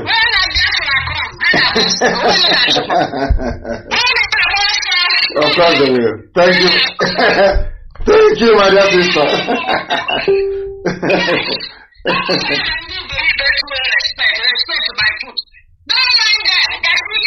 Thank you. Thank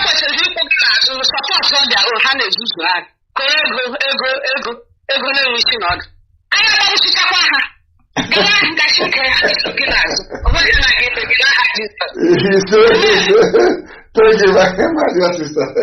Oh my goodness. Hey! I feel that oh my goodness, these people are too hot. Even those in America, those in everywhere in the UK, everywhere so hot. In Australia, that's who we are. Formidable and unstoppable.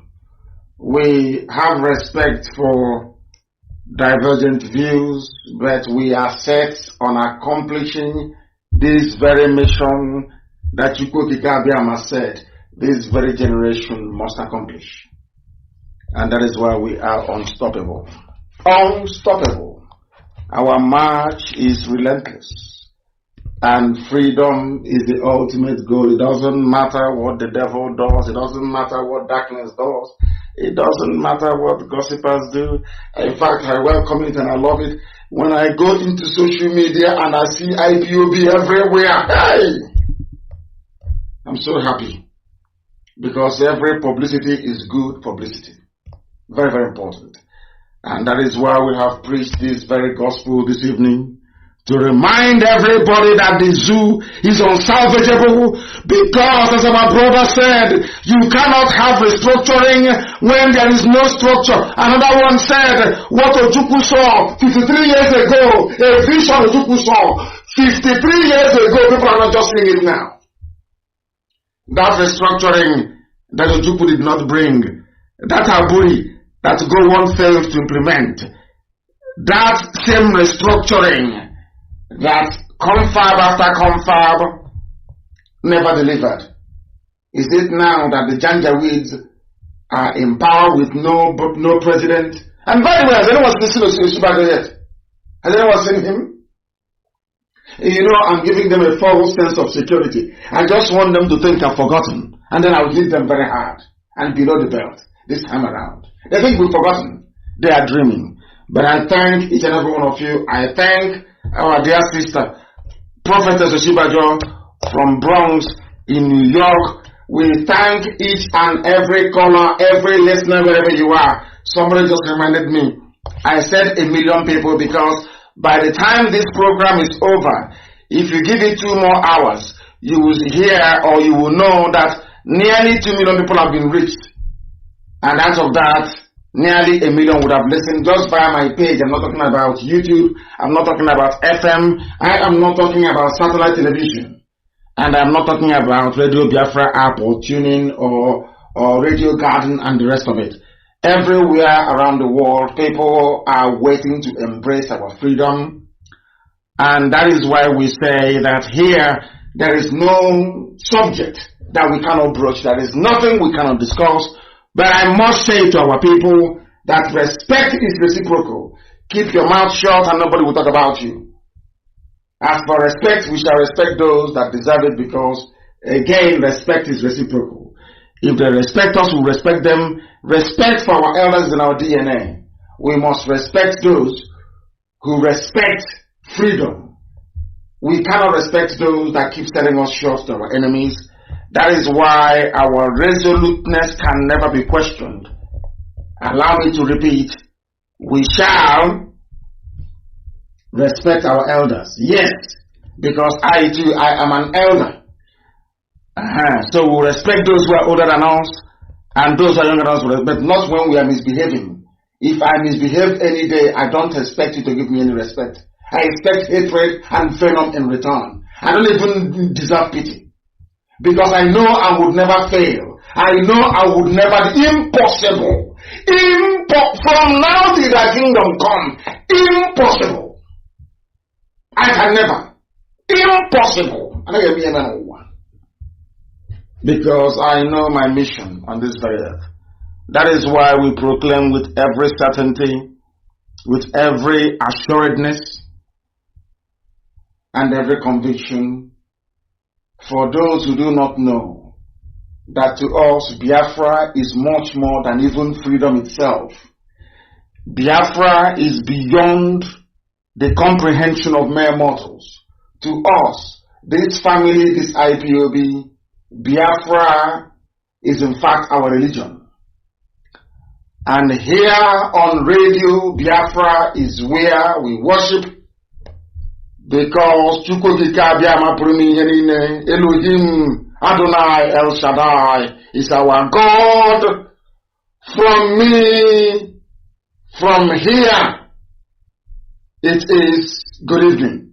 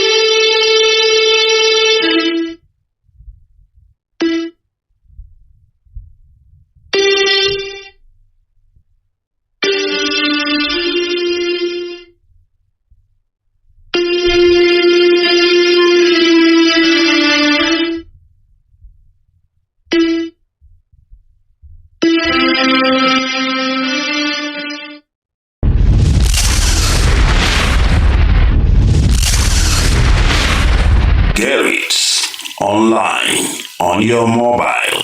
This is IPOB Community Radio, Radio Biafra, the first And the last.